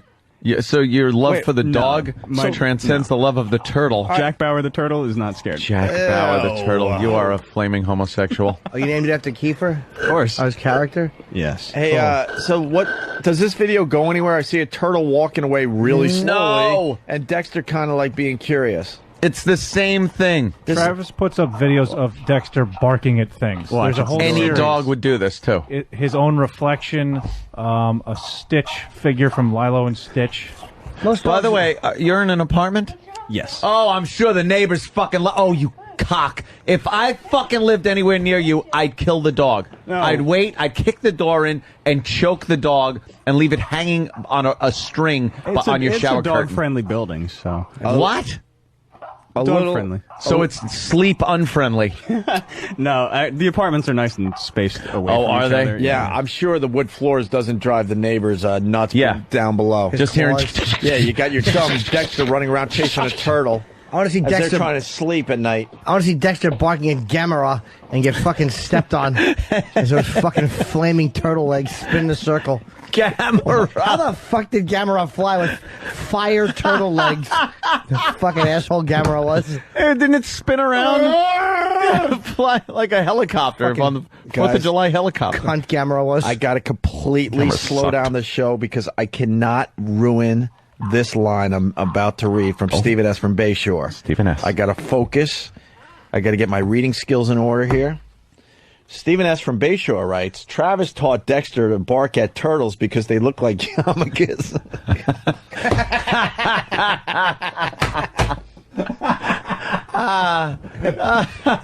We all know that Travis's mom ran off with a Jew. Ran off on her back. Fucking. I'm sorry, Travis. Don't say sorry to him. He deserves every ounce of this. You know why the fucking dog was barking? I understand Dexter speak. He was going to the turtle. Hey, give Rich Boss back his hands. Give Rich Boss back his hands.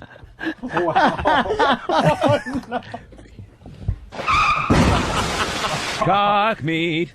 Don't pull my fucking hand over there. I said choke yourself.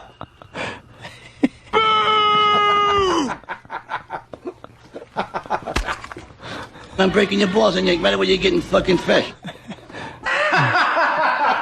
Wow. That's terrific. That's terrific. Oh boy. That was yeah. A little wordy, Jimmy. Yeah, a little bit. Oh. All right. Good evening. Fucking idiot. Oh boy. I'm a fucking idiot. That hurt. No! All right. We're going to move on now. I hope so. Yeah. Well, I got more videos if you want to watch them. No. Oh. If you got videos of your mom, yes, but what? That's not cute. Oh, I'm sorry. And also, don't forget about the 200 photos that Travis added to his MySpace of the dog. 200 photos on his MySpace of his dog Dexter. Steve wanted to bring audio of a man coming to the radio show. Are you kidding me? Steve, you can have this bus. Thank you. Here goes Travis crawling from the wreckage. He leaves. Park bus here. Why are you bringing this? Remember the screaming black guy that that had the loud orgasm. Well, some listener found another clip of him. And by the Oh, really? I thought we had celebrity orgasm too. Yeah, we do. It's going to be a little. Should I play the original first? Yeah, you Yes. might as well. If I can find it quickly. This is our orgasm break. For Yeah. everybody. It's for Steve. 10 For or 9. Steve. What's that? 10 or 9. 10 or 9. Oh my God. Oh, Than, help me, Than. Oh no, I don't. I can't seem to find. It's okay. I don't. Okay, here it is.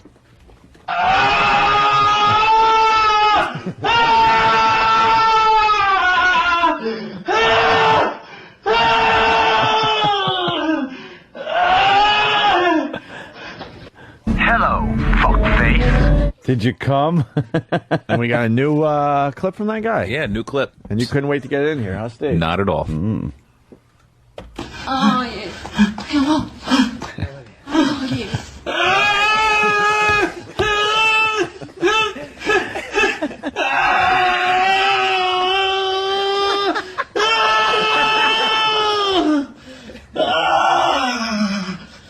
Oh, feel that pussy.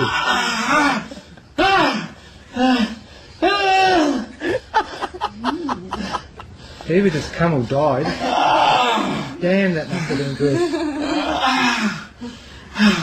This guy's a one-trick pony. That guy is an ass. It's a one-hit wonder, Who's man. fucking coming like that? Seriously. Yeah. What chick wouldn't just look at you and go, "What the fuck are you doing?" Ba, ba, ba, ba, ba, ba, ba. Oh, okay. So, Wow. celebrity orgasm. Wait, Yeah. Yes, Jimmy. is it? I think I know who it is. Do you know who this one? Can you guess this one? What? Oh, I'm coming. Hey, there's an Arab in the kitchen. Travis's mom? That was Bobby Kennedy.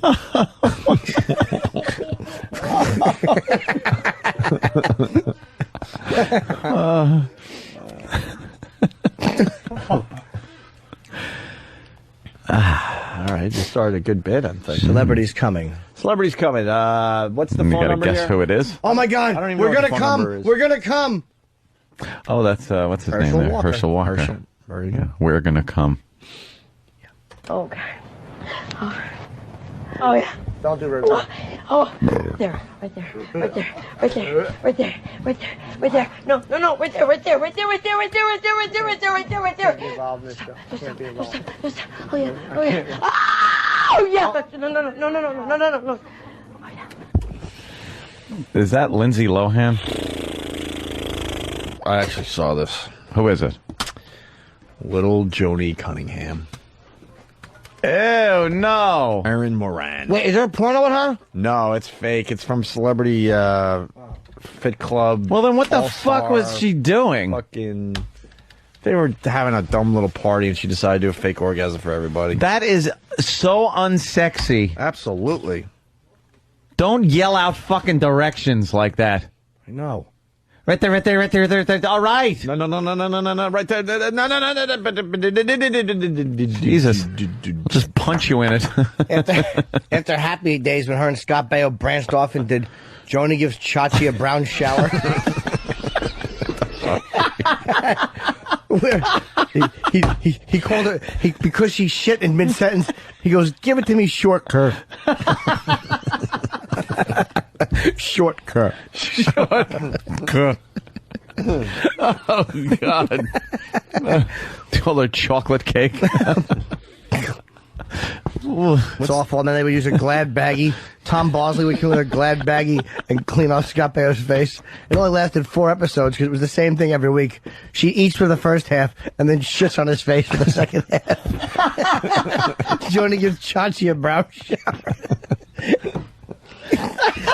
And then Fonzie's other little nephew Spike would come in and give Chachi's balls a tickle. Remember Mullet Leather Tuscanero? I'm a dyke.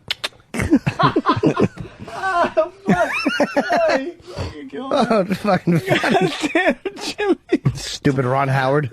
He's fucking bald by season 3. Had enough of him. We get it. You're a director now.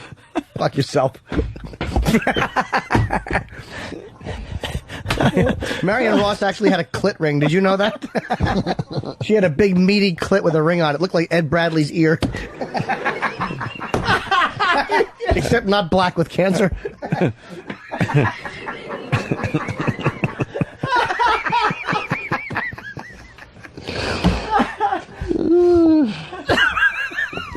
Fuck, man.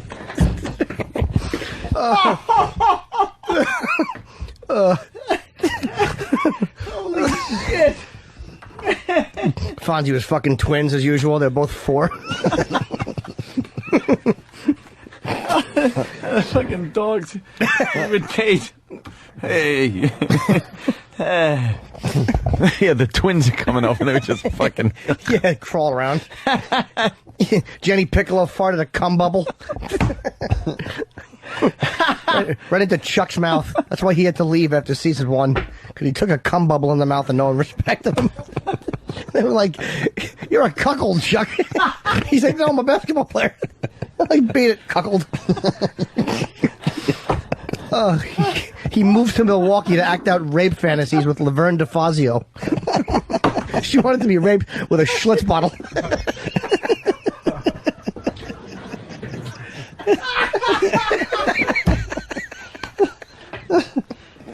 Oh, my fucking stomach hurts. Could work for work in there somehow. Oh. Remember, Robin Williams started on Happy Days. Don't forget about Ralph Malph. Oh, I forgot all about him. Right.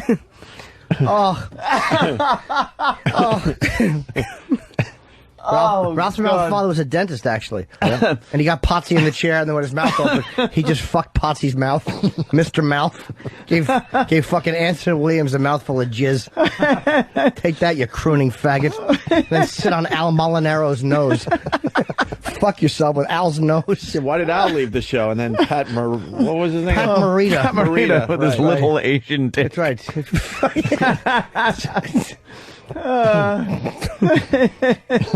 He actually wanted to do that first movie with Joni. He wanted to call it The Karate Cunt, but they said no one will put this on a billboard. It's got to be kids. It's him karate chopping her clit. He keeps going, "Hey-ya!" and she's like, "Ow!" Dickie Punchcock from Whackbag writes, "Pinky sock Tuscadero." He gave her a pink sock. Yeah. Cunningham. And really fast about banning shirts. We should mention that today in the paper, Bettman, Gary Bettman, NHL commissioner. You like this Gary Bettman there, Travis? No idea who he is. I have no idea who he is. Ask your wife. See if you should like him. She'll tell me what I think about She him. would know, and she would give you. Can we get her on the phone? Yeah. She knows way more about hockey than you do. Oh. She has to teach you. And I'll have her call. And Maybe Dexter can talk on the phone. And I hope she throws you under the bus, because I know she's teaching you the rules of hockey. I told you that I've asked her questions. That is really, really awkward. Why? Sad, kind of. It's kind of sad. Kind of gee. God bless her that she knows hockey so well, but Of course, she shouldn't be Canadian. teaching you. It's the law. Should I learn on my own? You should fake it. Should I Wikipedia hockey? Absolutely. Well, that would be a start. But talking about hockey, Faking the fact that he likes girls. Why? Yeah. Just yell icing all the time, no matter what's going on. Icing! Icing. Talking about hockey and shirts they're banning. Gary Bettman is banning the Sean Avery shirt. You remember Sean Avery from the Rangers? Yes. Who was doing that move in front of, was it Brodeur? Yeah. He was kind of. What was the move again? Yeah, he was kind of trying to block his view. Going face to face. Face to face. As people are firing pucks close to 100 miles an hour at the goalie. Back of his head. He's face to face with Brodeur, and he's waving his hands and stuff in the air. And distracting the goalie, trying to block his view. Yeah. Look, I hate the Rangers. Mm-hmm. I hate them just as much as I hate Chauncey Hayden.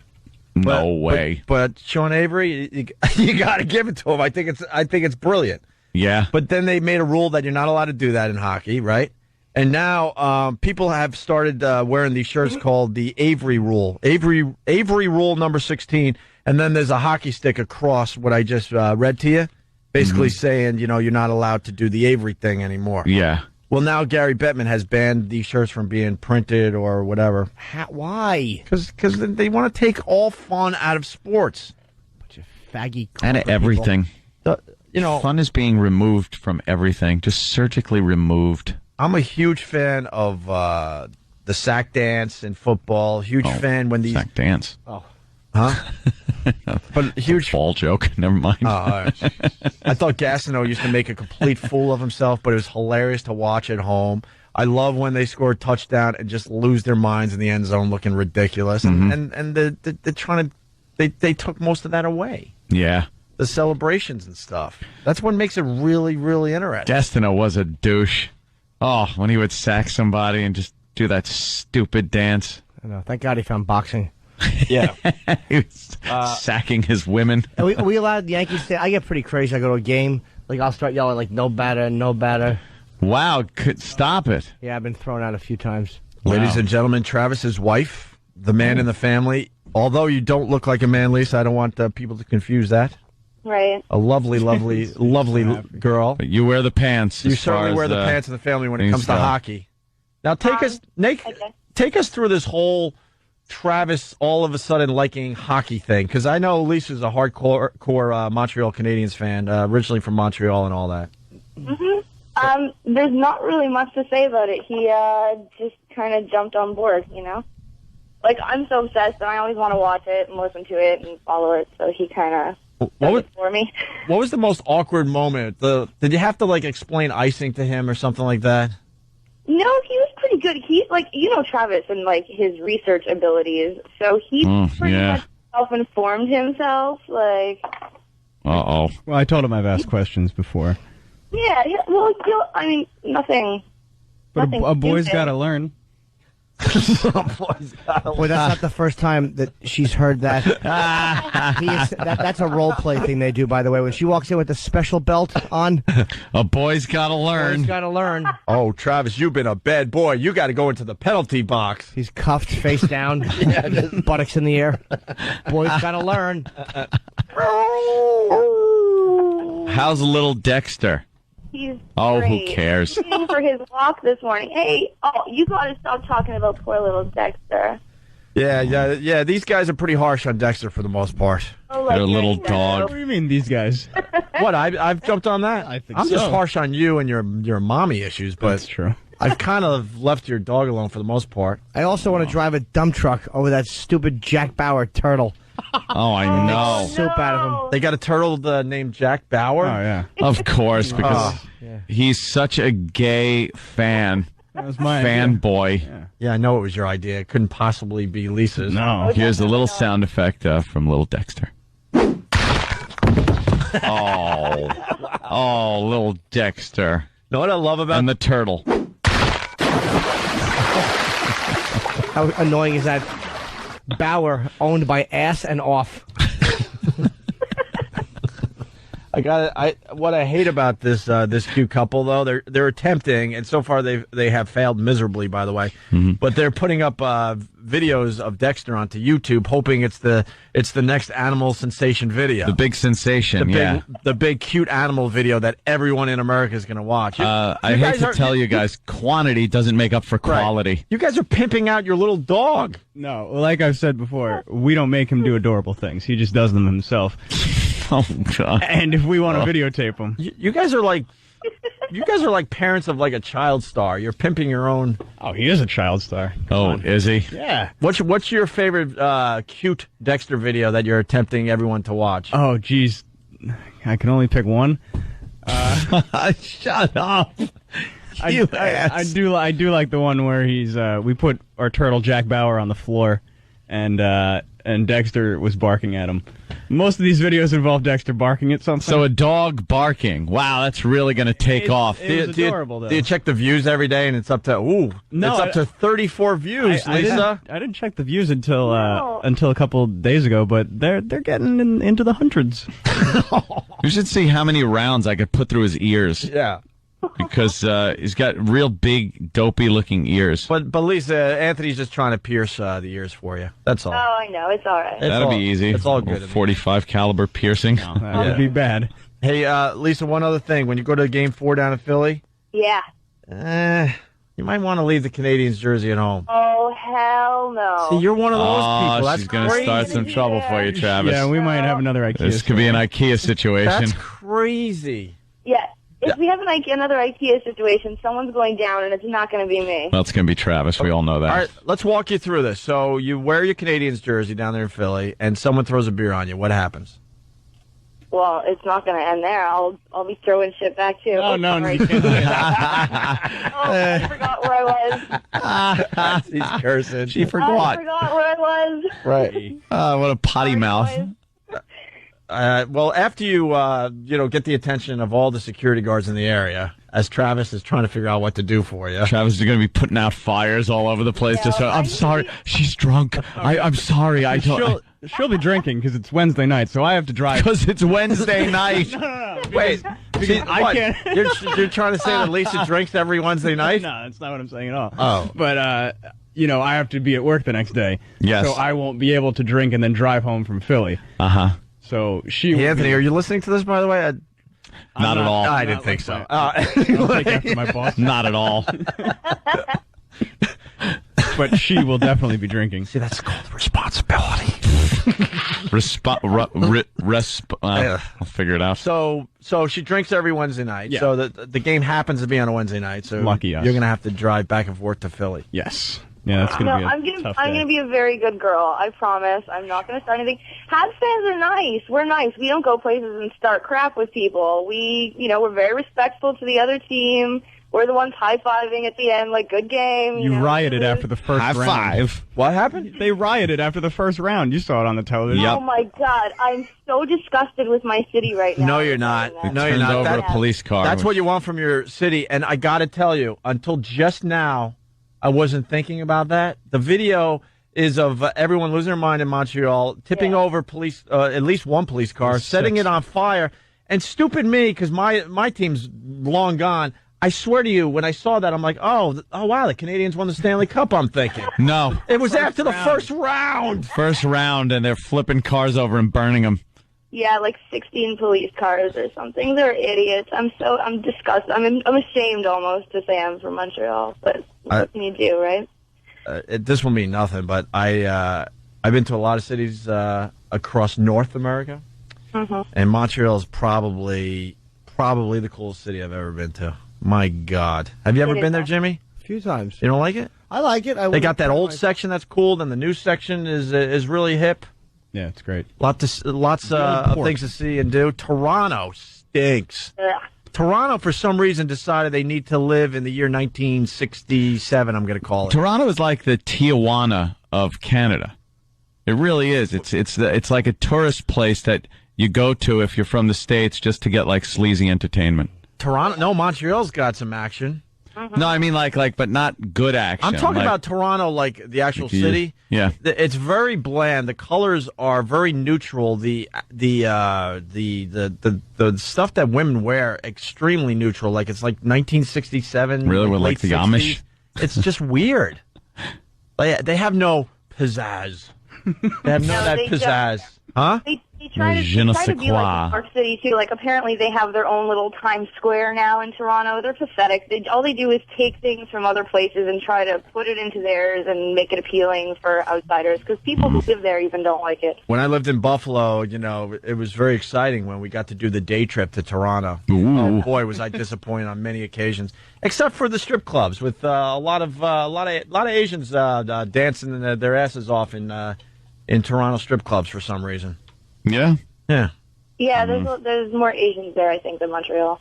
There's a lot of Asians in Toronto. What are we talking about? You see this adorable video? Yeah, we see the video. Oh, God, no. There's your little dog barking at your little turtle. I wish he would have bit the turtle's little head off. Yeah. You know that he wanted to. Oh, I wish that turtle was a landmine.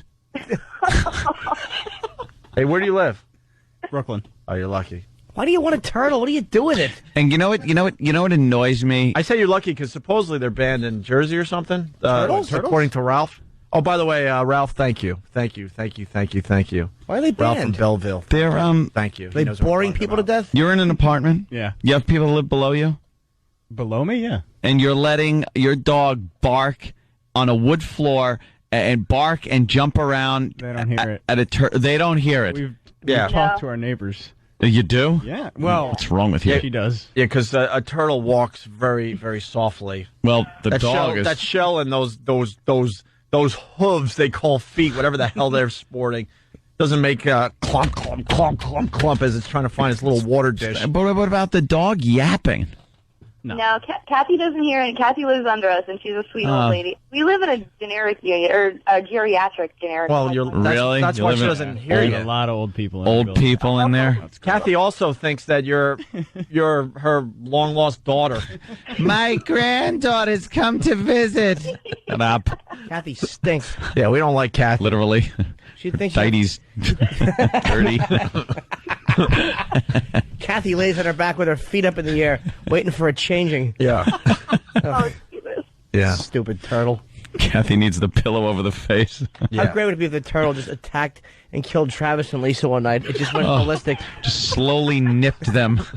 Like the bear. It just nipped at their little throats and they slept through it. Yeah. After game 4, they're both in a drunken stupor because Travis is not going to be able to help himself. And the turtle just starts nipping away all night long. And you wake up when it's too late because he has half your liver in his mouth. Killed by a turtle. How embarrassing. It would be embarrassing. All right, Lisa, I got to say go Flyers. You know that, but Thank you. No, it's a good thing. That's actually good for you. But, have fun in Philly for Game 4. Thank you. Even though Game 1 is tonight, right? So you guys got... When is Game 4? Wednesday. Next Wednesday? Yeah. Oh, they're playing them fast, huh? Mm-hmm. Yeah, every other day. See, when your team's avid, you kind of lose track. Thanks, Lisa. By lose track, you mean don't care. Hey, Lisa, we did forget to ask you, is Travis affected by Mommy leaving 7 years ago? You know what? I'd say no. I don't know if you mentioned, but my mother turned around and did the same thing like a year ago. To you? Oh, wow. Oh, you guys didn't know this? No. Holy moly. Okay, so I meet Travis, and, I discuss with my parents, don't go too much into the mother thing because of da-da-da-da. And, my mother was just horrified. How could a mother do this? She turned around and did the same thing just last year. She disappeared and left the family. She's now in court with my father. It's a big mess. But wow. She did the same thing. Where did you and Travis meet? On disappointingchildren.com? Motherlesschildren.com. Oh, that's horrible. Where's mommy.com? As you're telling her the story, she's probably, saying, oh, that's terrible. But in her head, she's like, this is a great idea. Why not just pick up and leave? You know what? I think that's what it was. I think that whole story put the idea in her head, and she just decided, I hate my family. Everyone can drop dead and forget you all. And she just took off. Did she leave with, like, a rabbi? No, she's actually, now my father has reason to think that she's turned bisexual. And that's hot. She's playing both ends of the feet. Yeah, and she's apparently living with some guy, cheating on him with another guy and some chick. So. Wow. Oh, man. And what's Travis's why do we have to take a break right now? We need to know more. And what's Dad doing? Is he at least, going out? No, my dad's still, my little sister is 5 years younger. She's still living at home with my dad, and they're pretty much taking care of each other and stuff. Oh, but no, there's certain things that the daughter can't take care of, is what I'm saying. Well, well, you know what? My mother wasn't doing much of that either, so. Oh, wow. All right, I hear you. What tipped you off, Lisa? Like you were saying about Travis's mommy, and do you believe she left? And your mom went, really? Left? No, without any repercussions. Yeah, nothing happened. She just left, and she doesn't have to deal with her family. She came to a realization that it's an actual option. She's happy. Wait, I could actually leave? Hey, we're so late for a break. Lisa, we're just touching the surface. We're going to have you on in the very near future. But a little advice from, it looks like Johnny Rangers. Johnny. Hey, look, I've seen the Philly fans pull opposing jerseys off children. So if she thinks she's going to be safe being a female, I hope Travis is packing. I can't wait for next Thursday's show. We will get the full report after Game 4 from Travis and Lisa, what happened in Philly. All right, Johnny, thank you. Oh, sorry. And Lisa, we got to let you go. Thank you so much. Yeah, no problem, guys. Take care. Thanks. And Travis. What? Another great Dexter discussion. Oh, great Dexter discussion. Wait, hold on. You can visit Dexter's dog book page on Facebook. No. Oh, yeah, no. He doesn't have a dog book. Yeah, oh, he does. Yeah, you are. My chick made it. What do you want? No. You're involved in this. I know you are. Did your chick also post 175 pictures over one weekend of the dog? 175 pictures. No, that was me. Yeah. Why? Because they had been sitting there for 4 months, and I said, "Hey, I don't That's have." That's 173 more than you should have. 2 pictures of the dog. Here it is, small. Here it is, bigger. Yeah, one picture of the dog smiling and one picture of him, taking exactly. care of business. And then his urn, ashes in an urn years later. Where is he now? Up there on the mantle. Here's your update. He's in an urn. Travis wants to say something before we leave. I'm not reading cool. this shit. What? Travis wants to. He has a big announcement. Oh, fuck. Oh, I thought we were doing this next week. What's your announcement? What's your announcement? What is it? It's Dexter's birthday tomorrow. That fucking little shit dog of yours. Talk about wanting to shit on something and step on it with steel boots. What are you doing for his birthday? Well, we might have hats. His and her peanut butter. Is it? Do you know other people that own dogs that are coming over for the party? No. Well, what about a cake? You get a cake for the dog? He has dessert. What kind of dessert? It's this. I don't know.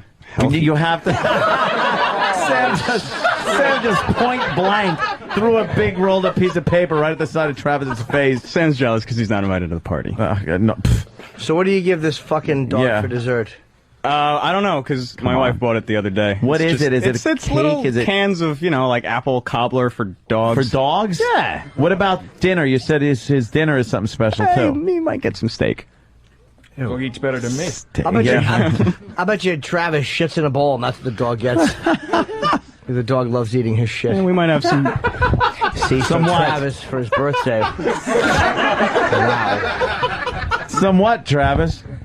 Some presents, maybe. What kind of presents could you get Travis? I hope he's not listening. I was just going to say, You said Travis. You said what kind of presents would you get Travis? Travis. I said, what kind of presents would you get, Travis? Oh, okay. I don't know how to speak the punctuations. Maybe. Asshole, exclamation point. Wow, way to hurt feelings, colon, half a parentheses. That's my frown. I was sad. What's the present, Travis? We're trying to get lined with that. My present is a gorilla that may sound like a gorilla when you... Oh, boy. All right, I think we should have left. Yuck. Sounds like a gorilla when you squeeze it. What does it say? I'll be at Caroline's on Friday. And there's some presents that I don't even know about. Surprises. Surprise presents. Yeah, because you'd rat out to the dog what they were. Oh, yeah, I'd give it to him now. Yeah, I bet you do. Yeah. Oh, that dog is an abomination. It's awful. It's all fat. And it's fat and ugly, and its asshole is always on display. Like on display and all puckered, ready for action. Yeah. Ready for you to squeeze out a shit or rub on the carpet. Fantastic dog. It just doesn't have a long tail to cover it. So when it's sitting on the couch, its asshole is touching the couch. He's a very clean asshole. It doesn't. It's a dog's asshole. So then when you lay your head down maybe on the couch, you're laying your face right where dog asshole was. What do you think? Right. What do you think? A few minutes go by and it magically cleanses itself? It's fucking dog asshole on your face. He's very clean. And he likes to sit on my pillow a lot, too. Oh, God damn. And then that yellow oozy shit that comes out of a dog's dick hole every so often. What the fuck is that? No idea. What is it? Every dog's got the clap. And who would you rather sit on your pillow, Travis's dog or Julian? Travis's dog. We'll bring him over this weekend. Wow, that one was way too easy. Thank you, Travis. Yeah. Can we do one other day and get the fuck out of here? Yes. Enjoy your doggy party. We certainly will. You're all invited. Yeah, well, don't I hope the surprise gives the dog a fucking heart attack and it just tips over like a frozen lump. like a scared lamb. Yeah, one of those fainting ghosts. Yeah, fainting ghost. Fainting ghost. Ooh, I scared myself. Yeah. And also, boo for that awful joke. Boo. The ghost is fainting. A ghost his size would have trouble dealing with fear. Make a car, motherfucker. Yeah, you can't change your environment. We know that. Yeah. Makes you wonder what that cantaloupe was thinking when this guy was fucking it. I'm a cantaloupe. Probably had a lot to say. Don't you that? Shame. Big fuck. Shit. That's some good pot talk right there. It's true, man. Chasing this poor little coyote around too. If you do any serious drugs, like that's one of the thoughts about mushrooms is that mushrooms are actually from another planet and that they're a life form from another planet, and the only way that this life form can communicate with you is if you eat it. That's one of the thoughts because we know that Earth I'm sure was someone seeded came up with that thought after they dropped that mushroom. After they ate the mushroom. Well, it's also scientifically based because what mushrooms are, psilocybin is 4-phosphoryloxy N-N-dimethyltryptamine, and it's apparently the only compound in we know about in nature that has phosphorus in the 4 position. There's no other related compounds like it. And the idea is that spores come from asteroids because we know that like amino acids and all sorts of like life supposedly was seeded from asteroid impacts on Earth. And the thought is that spores also came from another planet, and they are literally an alien life form that has landed here, created mushrooms. People eat these mushrooms and come into contact with these aliens. Can you imagine just minutes ago we were talking about different ways to jerk off? I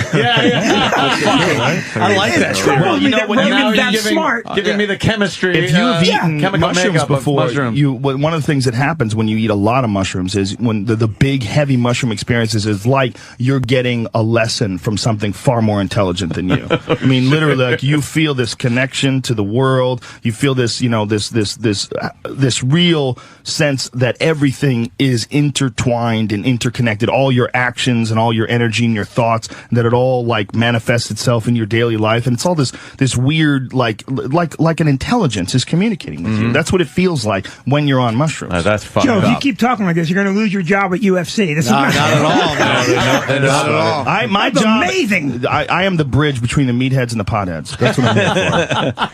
I love that, man. That's a great theory. It's an interesting theory. You know, there's a guy named Terence McKenna that believes that human beings evolved from monkeys because they ate mushrooms, and it's based on climate. It's like a scientific theory based on, first of all, the doubling of the human brain size is like a giant mystery because the human brain size doubled in a period of 2 million years. It's like the biggest mystery in the entire fossil record, and some people believe it's related to the throwing arm, that we figured out how to throw rocks at shit and kill things, and that's what started this brains. And then also there's another theory that we ate a lot of protein, we were eating more protein, but that doesn't make sense because tigers still have little fucking brains. Yeah, and that's all they eat is protein.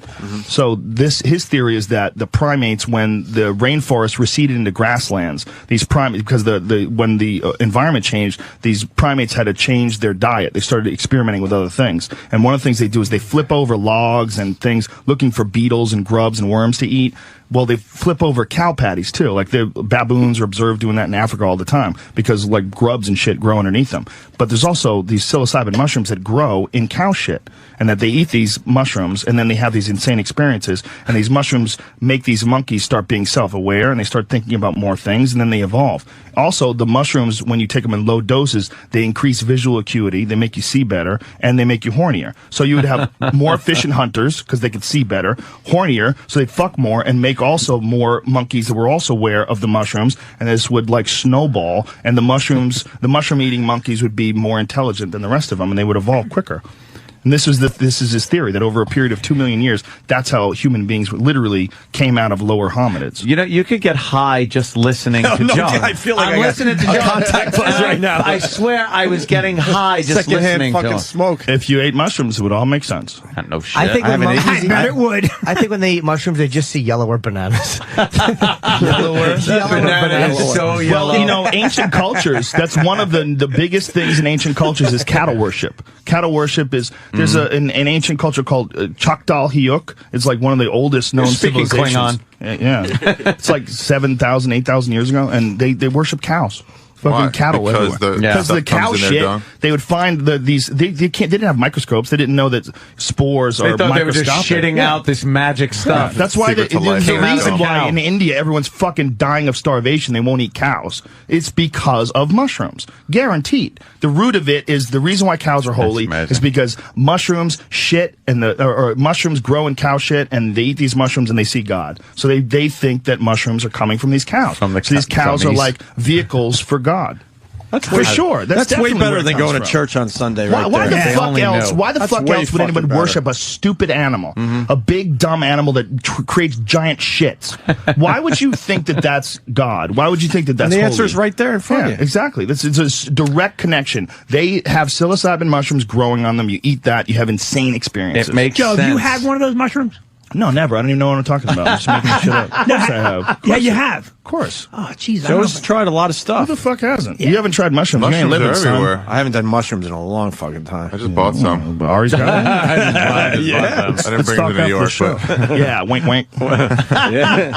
Yeah. There's no way we would Make some travel cheese with mushrooms. sandwiches. Let's go old school. Cheese sandwiches. Yeah, the applesauce. so horrible. Chop it like a little mescaline. Our problem was we always had Yeah. we had the That made me horrible laugh. cheese that we made the cheese sandwiches Well, with because we were so poor. There's a dude who got arrested recently. He was, I think, it was called Bouncing Bear Botanicals, something like that. But his business was he was selling psychedelic plants that are legal. They were all legal, but it was like this weird loophole. Like you could buy the San Pedro cactus, and that's where mescaline's from. The peyote is from the San Pedro cactus, and you could buy them at fucking Walmart. Okay, it's a real cactus that will put you on Pluto. You know, but you know it's legal. So there's like this weird little loophole, and this dude was selling all these other plants that have like DMT in them and salvia and all these different things, and they just arrested this dude for distribution of Yeah, I'm weird sure shit. they And figured some yeah, way they to get took him. all his money away, so he doesn't have any fucking money for legal funds. Yeah, And that's I'm sure why they they- fuck you with You shit know, like that. we should get Dr. Michu Kaku on the phone. Why? Because some of these fucking theories we throw it by Michu. unless Why he's, not? unless he's had psychedelic experiences, that's out of his realm of understanding. Yeah, but it would be. he would understand. Who's He would know at Michu least Kaku? know Well, he who would you are. certainly I understand. want about the pores He's a and physicist. Sports. sports. Excuse me. Sorry. Yeah, that's what they believe that life came from. They believe Let's that get him on life the phone come if from he's amino around. acids from outer space. Try to you get him know? on the phone real fast. Why not? That's what happens all the time. You know, big rocks slam into other rocks. Yeah. And things mix together, and there's That's one of the creepiest things about Earth is food. that Earth has been hit by planets before. You know, not just by like a rock. Like there's the motto of Earth is Earth 1 and Earth 2, and Earth 1 was an initial planet that got hit with another planet, and it created the moon. Yeah. Like it was so fucking big that it smashed us and made another planet that's a quarter the size of us. How's it all round? Oh, it spins, it's gravity, everything eventually rounds out. You know, I don't understand it, but it's not. It's everything's not round like Uranus or Pluto or one. I think Pluto. Yeah, Pluto's not Pluto's round. pretty fucking thing. That's true, but you don't see any square planets. There is something to be said for that. Well, they There's start no out all hexagons. fucked up, but they eventually smooth A out. sphere is the most, the easiest shape All right. Well, to hold because it's, you know. Where are you getting Especially this? like Jupiter is like It's not mostly like a- gas, right? Yeah. And it's a sphere. That's Yeah, crazy. yeah. It's Yeah, big it happens. That spinning gas swirls atmosphere. around and then it And coagulates. gravity Did you is see that pulling equal recent- in all directions. Recent asteroid impact that they didn't even know it was coming, and it slammed into Jupiter and made an Earth-size impact. Gigantic. Shoemaker recent one. Levy? No. Very recent, like within the last year.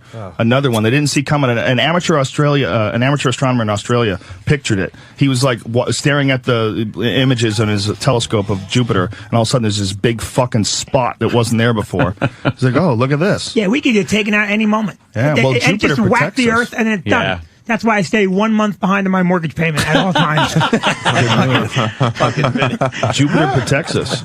If it wasn't for Jupiter, we'd be fucked. A lot of good. All the planets are, you know, without any one, it fucks up everybody else's little trip around the sun. And they've all been fucking nailed. Every single one of them has been nailed. I mean, they're always finding new impact craters on the Earth they didn't know You ever existed see the before. Great Meteor Crater out there in Arizona? It's like a mile across, and it's a fucking crater like you see on the moon. And it's nothing. I mean, No. the one That's that a in small the rock. Yucatan, the 500-mile fucking wide impact crater that killed all the dinosaurs. The fucking Gulf of Mexico is supposedly a crater. Yeah. It's That's the one that just killed the fucking- dinosaurs. Yeah. And that's only one, that's a 65 million year one. There's another one 250 million years ago that's even bigger than that.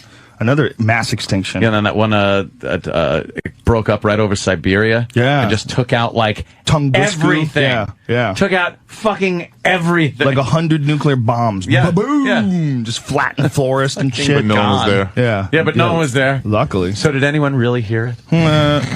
That shit could happen anytime. There's always ones that we miss, and they fly between us and the moon, and nobody sees it till it's too late. And it's like just a fucking civilization destroyer.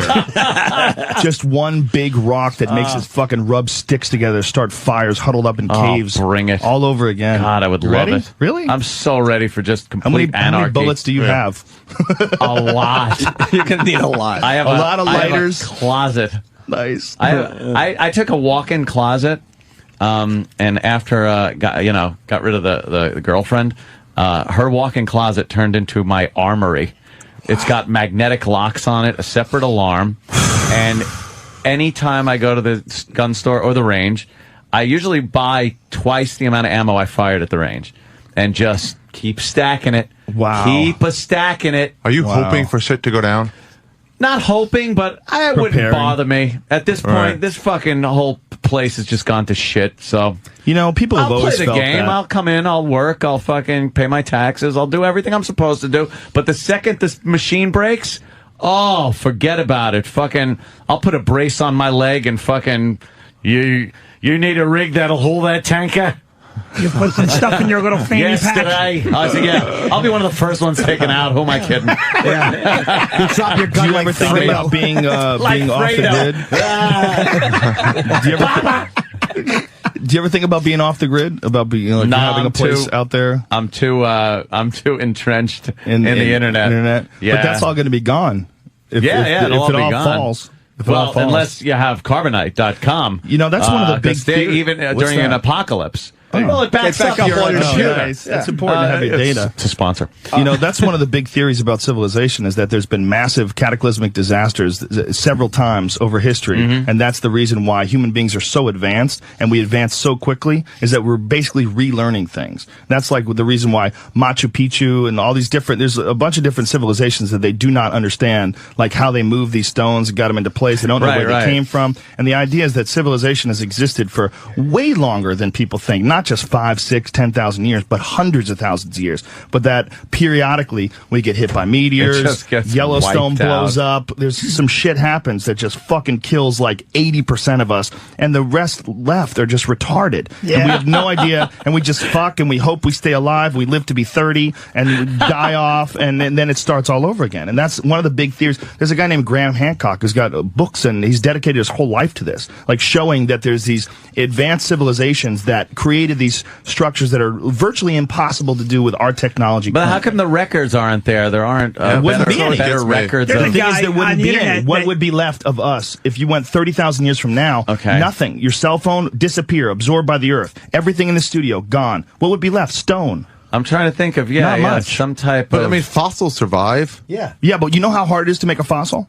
When you die, you're not making a fossil, stupid. You're going to die. You just rot. You're just going to rot and disappear. The way you have to get caught in a fucking mudslide under the right conditions, and most things don't fossilize. Yeah, but no car fell into a tar pit? Dude, cars would disappear. Cars would be gone. Cars would be gone in 1,000 years.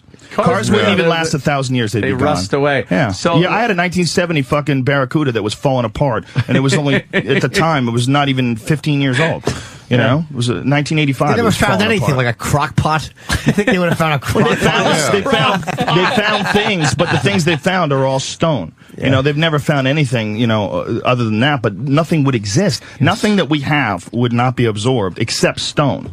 Stone buildings and stone constructions, they would stay. But so then people would look at certain monuments and just be like, wow, who made this and where did it come from and how did they get this from point A to point B? Well, I think there's a lot of structures like that out there that people just moved into. They found them that, like the fucking pyramids. There's a giant controversy about the dating of the pyramids. There's a guy named John Anthony West that has dedicated his entire life to trying to say that the Egyptian culture is tens of thousands of years older than conventional or paleontologists or archaeologists believe it is, and that he is shown that he's brought in geologists to show that there's water erosion on the Sphinx that shows that the Sphinx has been weathered by thousands of years of rainfall.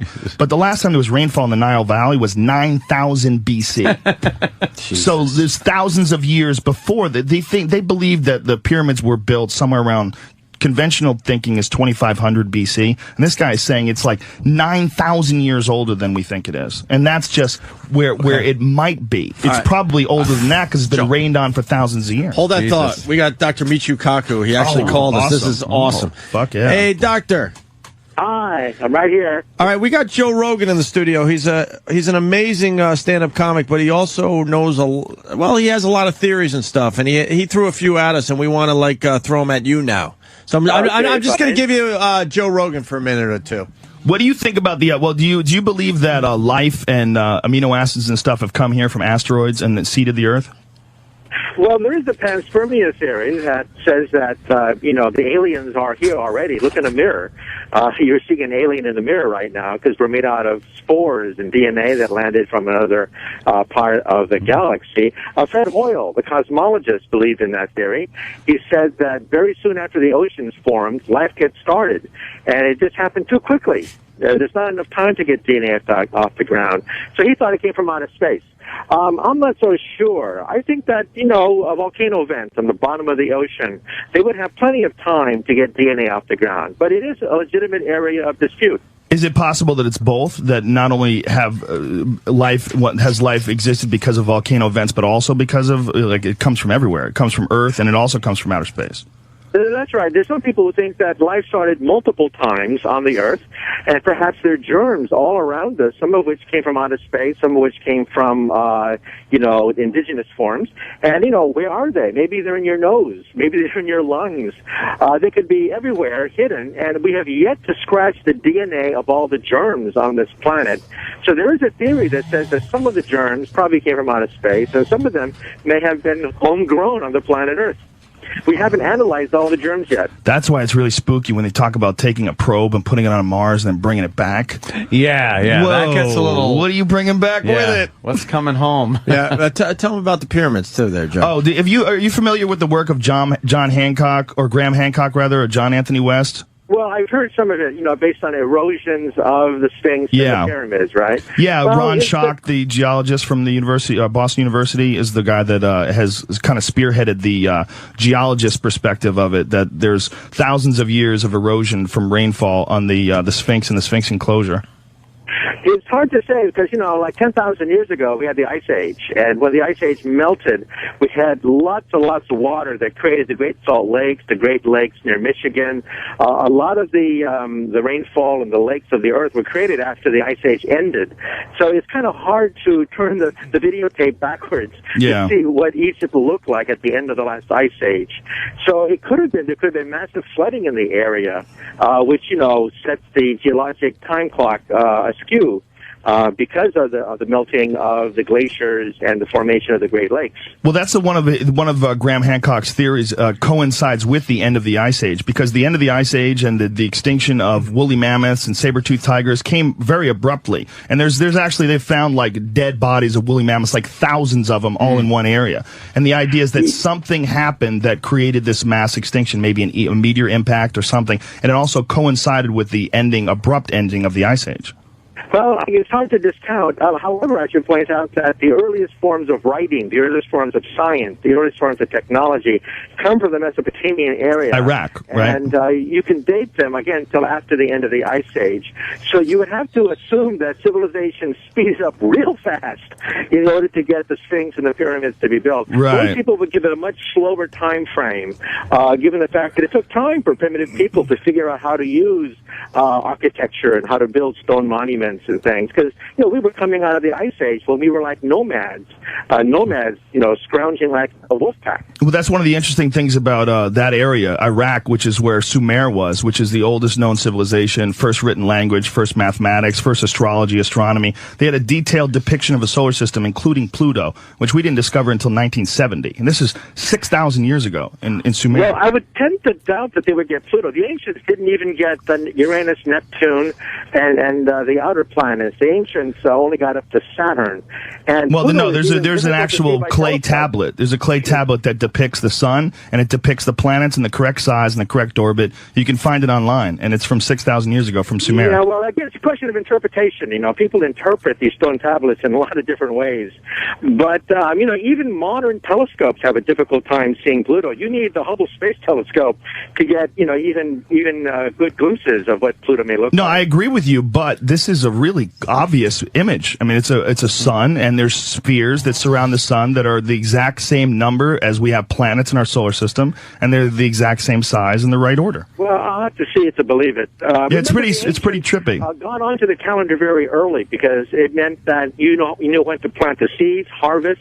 The calendar was very important for agricultural societies in order to know when to harvest the plants. But to go past to Pluto, when they didn't have telescopes, is kind of a stretch, I think. Well, how about any planets when they didn't have telescopes? To look at to look at Mars when they didn't have telescopes is a big stretch, no? I mean, I'm not, look, this is all just... It's quite red. You can see it in the ecliptic plane. You can see it tonight. Yeah, you could see that there's something up there, but you can't see what orbit it is and where it surrounds and what other planets are around it, and Jupiter all the planets lying in the ecliptic plane. So the ancients were pretty smart. They figured out that all the planets lie in a straight line that cuts across the southern sky called the ecliptic plane. Yeah, but So to all you look have at to it do is without a focus on that. telescope, and to figure out what size it is and where the orbit is, that sounds almost impossible, doesn't it? Sounds pretty crazy. They just did not know the size of these things. They just did the relative orientations and the angles of these various planets. Do you have an That's all internet the ancients connection? knew. Do you have an internet connection right now? Are you online? Pardon? Are you online right now in front of us? No, I'm on a cell phone right now. We're filming sci-fi science for the Science Channel. Oh. I would love you to look at that image and see what you think of it. It's good. It's pretty trippy. It's really a star. It's a sun, and it shows these planets around it. Who knows what the fuck they did know? There is a danger that Westerners put too much into indigenous culture's accomplishments. For example, the Mayan calendar. I think that the Westerners have hijacked the Mayan calendar and created all this mythology that doesn't exist concerning the Mayan calendar. The Mayans did not know where the center of the Milky Way galaxy was. They didn't know the orientation of the Earth, so on and so forth, with respect to the galaxy. These are Western refinements imposed upon an indigenous culture's astronomy. Yeah, I always thought that it's very interesting that people look to the Mayans to figure out when the end of civilization is going to come, when they couldn't even figure out when the end of their civilization would come. I mean, they disappeared over 1,000 years ago. Not only that, they were playing soccer with human heads. It was meant to be the beginning of a new cycle. It's a new age, It was meant to be celebration rather than doomsday. So the end of the long count. Basically, Doctor, what you're saying basically is that the ancients were a bunch of boobs who got lucky with a few charts. They did predict that movie. No, the ancients were very good with their calendar. They were able to get out to Saturn. They had the eclipses correct. They were very, very good out to Saturn. But beyond Saturn, you needed a telescope. What do you think about these ideas that all these ancient cultures talk about a previously existing, much more advanced civilization that was wiped out, like Atlantis, and they talk about it in Sumer, another civilization? What do you think about these people that think that there have been many different stages of humanity and that we've been wiped out by cataclysmic disasters and then had to rebuild? Well, the flood mythology goes back to the tale of Gilgamesh, which goes back to the 27th century BC. It's perhaps the oldest epic story of all time, and it talks about a great flood, the search for immortality, the great flood, and this, of course, then takes us back to before the Bible. And many people think that perhaps the Bible's talking about the Great Flood comes from the tale of Gilgamesh. So, yeah, I mean, there are tales of these things. And also, particularly the Caspian Sea, at the end of the Ice Age, there was a massive breakdown of one of the lakes after the end of the Ice Age, which could have created the legend mentioned in the Epic of Gilgamesh. Right, but it is also possible that we have been almost wiped out many times in the past by giant meteor impacts and things of that such, right? Well, if you take a look at the fact that all humans are almost all the same, any two monkeys are quite different, any two foxes are quite different. We are almost the same genetically speaking, which meant there was a bottleneck. About 70,000 years ago, some people think there was a volcano that erupted in Indonesia that wiped out most Homo sapiens, leaving only a few hundred to populate the entire Earth. So there is a theory that's pretty much accepted by many people in biotechnology, that only a few hundred people survived the cataclysm. We don't know what. Perhaps a volcano. There's so many things that could jack us. That earthquake in Yellowstone that's had 2,000 fucking earthquakes over the last since January. There's a gigantic caldera volcano in Yellowstone National Park, 600 kilometers wide. That's about to blow. Yeah.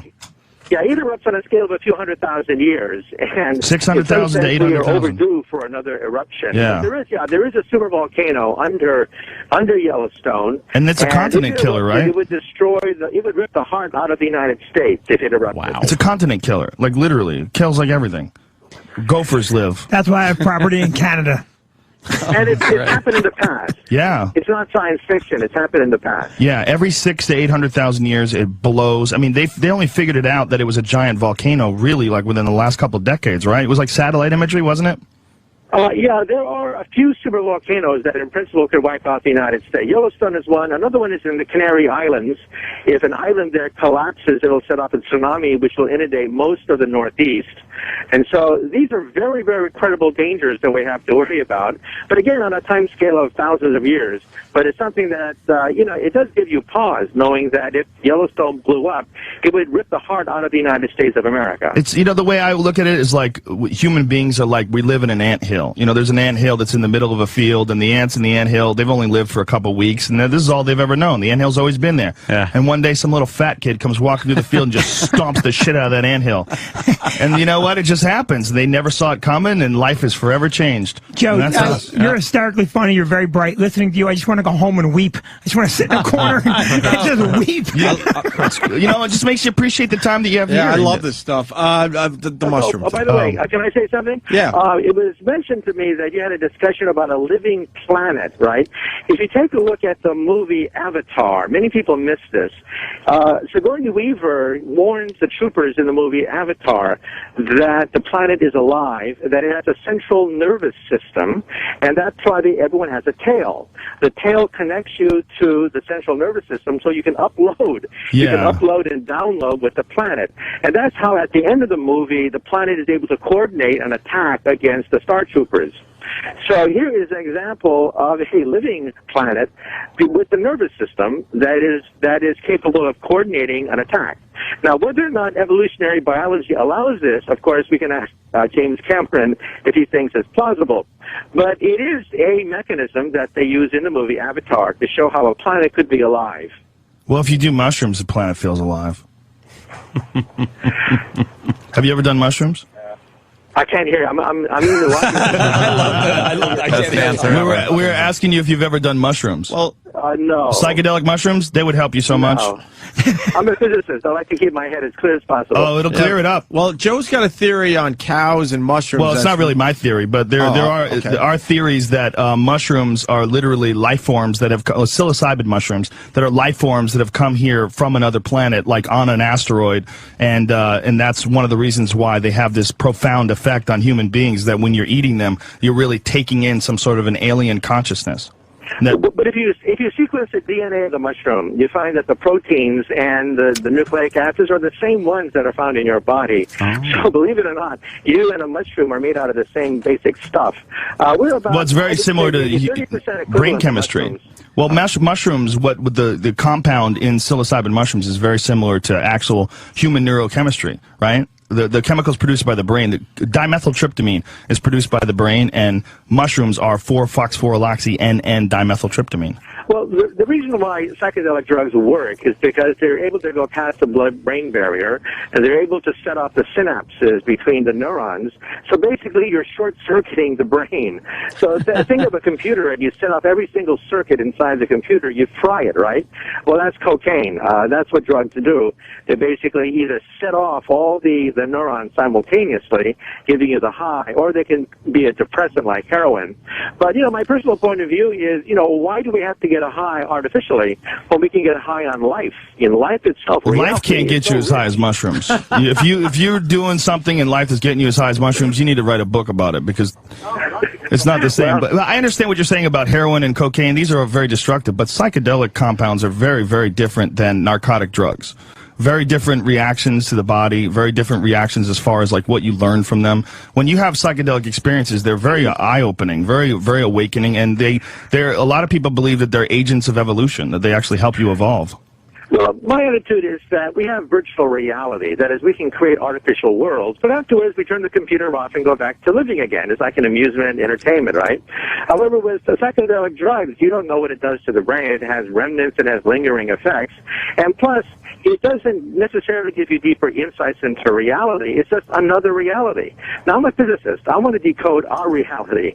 And to do that, my brain has to be as clear as possible in order to understand. You're acting under the assumption that psychedelic drugs somehow do not make your brain clear or fog it up somehow or ruin it. Well, I don't want my heart surgeon on mushrooms when he's walking into the room. That I can tell you. That's a good call. But, mushrooms only last a few hours. But remember, no great scientific principle is covered by somebody high on drugs. Is that true? Didn't Crick, who was the guy that sequenced LSD, or the guy who was on LSD when he figured out DNA? No, Francis Crick and James Watson were not on LSD. Yeah, there's something online that you can read that about that. But Joe, he admitted that when he was dying. No offense, but anybody online can. In order to decipher the DNA molecule, it had nothing to do with drugs. Well, there's something I don't have the story in the top of my head, but I do know that John Lilly. You know who John Lilly is? The guy who's a pioneer in interspecies communication. He did a lot of work on dolphin communication. Yeah, dolphins. He was a guy who did a lot of work with dolphins, dolphin communication, deciphering dolphin communication, and he was a big fan of acid. And he said that he used to. Dr. Doolittle? He's John Lilly. That's the point, right? If you're on acid, you can speak to anything you want. You can speak to the chair if you want. Now we're talking. Chair. Maybe the chair is no way. Not now, not ever. But you're such a fascinating guy, and you're so intelligent, and I'm a huge fan of your work, and I love watching your specials. I would love to get you high on mushrooms. Okay, so, anyway, like I said, I'm a physicist. I like to be as clear as possible, discovering the secrets of the universe. Well, let's let the good doctor go. Yes. He's in the middle of filming his show. So. When can we see the show? It's coming out in winter. Right now we're talking about colonizing the galaxy. We have a whole program about what it would take to terraform Mars, what it would take to leave the Earth and leave the solar system and begin the colonization process of the Milky Way galaxy. Of course, centuries from now. But this is, of course, sci-fi science on the Science Channel. Awesome. Of course. Awesome. Well, thank you very much for your insight, sir. Thank you, Dr. Very much appreciated. Thank you.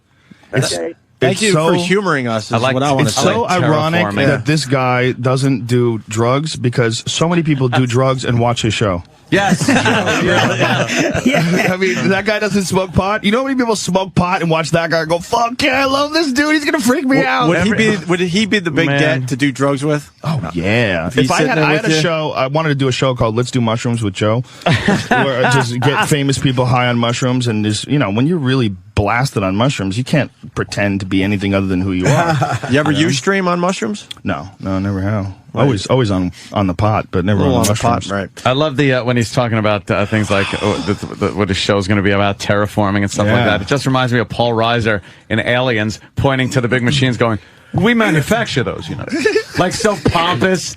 They're terraforming the fucking planet. Reiser was the company manufactures. He was one of the best weasel douches ever in that movie. I've never liked him in anything. And Aliens, he was such a fucking pricky weasel. He was awesome. Hey, kiddo, you got to get back on that horse. How do you go from that to Mad About You? I know. It was great. I guess you got to get paid. Yeah, exactly. Yeah. But fuck, your agent calls you and says, "Here's the money." How great would it be to have a guy like Kaku around all the time just to ask questions? Just to ask questions. We have him. Yeah. He calls right in every time we ask. He lives in my building. He's in your building. Right? Yeah, and he simplifies it a little bit. We make fun of that. But he has to. Yeah, he knows he's talking to dummies. So. Matt in Jersey's got a question for Joe Rogan. Matt. Hey guys, what's up? Happy birthday, Jimmy. Hi, fella. It's not Jimmy's birthday. Hey Joe, I just got a question, man. You smoke a little weed, you take a little mushrooms, you sleep in a weird bathtub, and you got all these insights. But don't you think it's a little coincidental that we just happen to be the perfect distance from the sun? All these natural coincidences that are just awesome. Do you believe in God? Do you think they could be an act of God? Well, I don't think it's a coincidence. I think life forms in the environment that it can form in. I mean, life forms at the bottom of the ocean in these volcanic vents that we didn't even know could support life. And they have all these little weird fucking creatures living around there. I think we adapt to the environment and we have evolved to be what we are. As far as the other way around, I think. Yeah. As far as whether there's a God or not, I am not smart enough to answer that question. Who the fuck knows? I don't think there's a guy in a robe in the clouds, but to think that there might be one gigantic thing that is all things, and that's much more plausible to me than this is all random. It's much more plausible to me that there's like a purpose that we're all moving towards. I mean, it seems, if you look at like human beings and you look at like our obsession with technology and innovation, it seems to me like we're moving and building towards an event. And it might very well be that bees make honey, and they make honey, they make, fucking beehives, and ants make anthills, and human beings make insane technology, that we literally create something that changes our world. I mean, that might be what's going on with the Large Hadron Collider. It used to be that we were obsessed with innovation because that can improve the quality of our life. Like, cavemen figured out if you put a pointy rock on the end of the stick, you can kill shit that's over there. Yeah. You don't have to run up to it and kill it with your face. You know what I mean? Like, that made life easier. Well, it might get to a certain point in time where, where we're at right now, the things that they're working on right now, the peak of science, has nothing to do, it's not going to trickle down. Particle physics and smashing atoms, that's not going to trickle down to your fucking cell phone. Like, they're working on some shit right now with the Large Hadron Collider and the experiments with time travel and stuff they're doing right now. Yeah. They're working on some shit that is just so beyond helping us. It's just, what can we do? Can I press this button? Can what we happens when I bend do this? some space? When they first blew up the first atomic bomb, there was a very real concern that it might kill the entire Earth because it would start a chain reaction that would blow up and it would eat up the entire atmosphere of the planet and kill everybody. And they said, well, what's about But we had to give it a whirl anyway. I think that we... Try it on the Japs. I think we have this obsession. The reason why we have this obsession with technological innovation, and even the reason why we have an obsession with material items and new things, I think it's because we're supporting what the human organism as one gigantic superorganism is doing. It's almost instinctual in us that we have to build things and make things, technology. I've said it. I said it just before. It's just amazing to me, and people take it for granted. You look around, and there's nothing that you can look at, no matter how technologically advanced it is and cool it is, that didn't just come out of the ground. Yeah, and dirt and rocks. Pull that shit out. It didn't come all from natural. Nothing came from a fucking a TV factory in space that some aliens gave us. We had to figure out how to take dirt and wood from the trees, silicon and plants and sand and plastics and oil and all turn that, it into things, and melt it and put it together and mix it and do that, and then you can make a television. Yeah, how about you can make a fucking thing that you can shoot into the sky and it can take pictures of planets fucking millions of miles away flying through the solar system. See, that to me is amazing. I get amazed at my Easy Pass. I'm amazed at all of it. It's fucking incredible. I think that we look at the behavior of other animals as natural. We look at the behavior of wolves. The wolf, the alpha forces the beta out, and the beta has to starve to death. We go, well, that's natural because you have to have strong genetics to survive in the wolf world. But we don't look at our world as natural. We don't look at our behavior as natural. I think it is. I bitch about all the time. People try to put us so far above the animal world. We're just another fucking thing that's occupying space on the planet at this moment. We're dressing it up. That's why we are the animal world. We're changing it. Yeah. I think that our behavior is natural, and that our lust and our obsession with material possessions and our obsession with technological innovation is completely natural. It's not all natural. You've been to Camden, New Jersey? It's not natural. That's natural too. You ever been to the Congo? That's going back to the animal kingdom. That's natural too. Some crazy shit going on there, my exactly. friend. I like that thought. Yeah, I was born in Newark. A lot of people saying you held your own with Dr. Kaku, so congratulations. Oh, there's no held my own. You held your own, brother. Just asked him questions. But the picture of the solar system, he's completely wrong. Dr. It's not like to say that they're... I don't think he saw it, though. Yeah, he hasn't seen it. Fairness. If he did see it, you would see it's a fucking sun. Can we see it now? Joe, where do you see it? Yeah, put it up. Dr. Steve hates Dr. Kaku. Somebody find it. Look up. Someone look up Sumer, S-U-M-E-R. Look up the solar system image or something like that. Google that. Don't you love how Dr. Steve hates Dr. Kaku? Dr. Steve hates him. Who's Dr. Steve? He makes shitty wine and he gives us Ambien one. He's also got a big physics background. Why does he hate Dr. Kaku is a physics hack. He finds him to be a hack and a fucking idiot. Really? Who knew there were physics hacks? Well, there's a lot of debate in the physics community whether or not to even take any of this string theory seriously. Like a lot of people say they talk like cultists and this is all nonsense and none of it's proven. So there's a lot of weird shit going on with the whole string theory thing. Let's go to DK. DK. Hey, Bubba Boys. What's up, DK? I got two quick things. One, Rogan, you're fucking a genius, dude. I love you. I'm not. Listen, I'm far from a genius. I'm a pothead with free time. But no, it's impressive how you spit out that shit like it's nothing. That's because I'm a fucking retard. Yeah, try to ask me how to count. Already seen that. I'll fucking go to a check. I try to add 20% and I freeze trying to count numbers. There are whole civilizations dedicated to 20%. I understand certain things. But I know that part of your brain is being used for something I know the else, right that's position all. to put your arm to choke people unconscious. I know a few things that I've memorized. All right, DK, what do you got?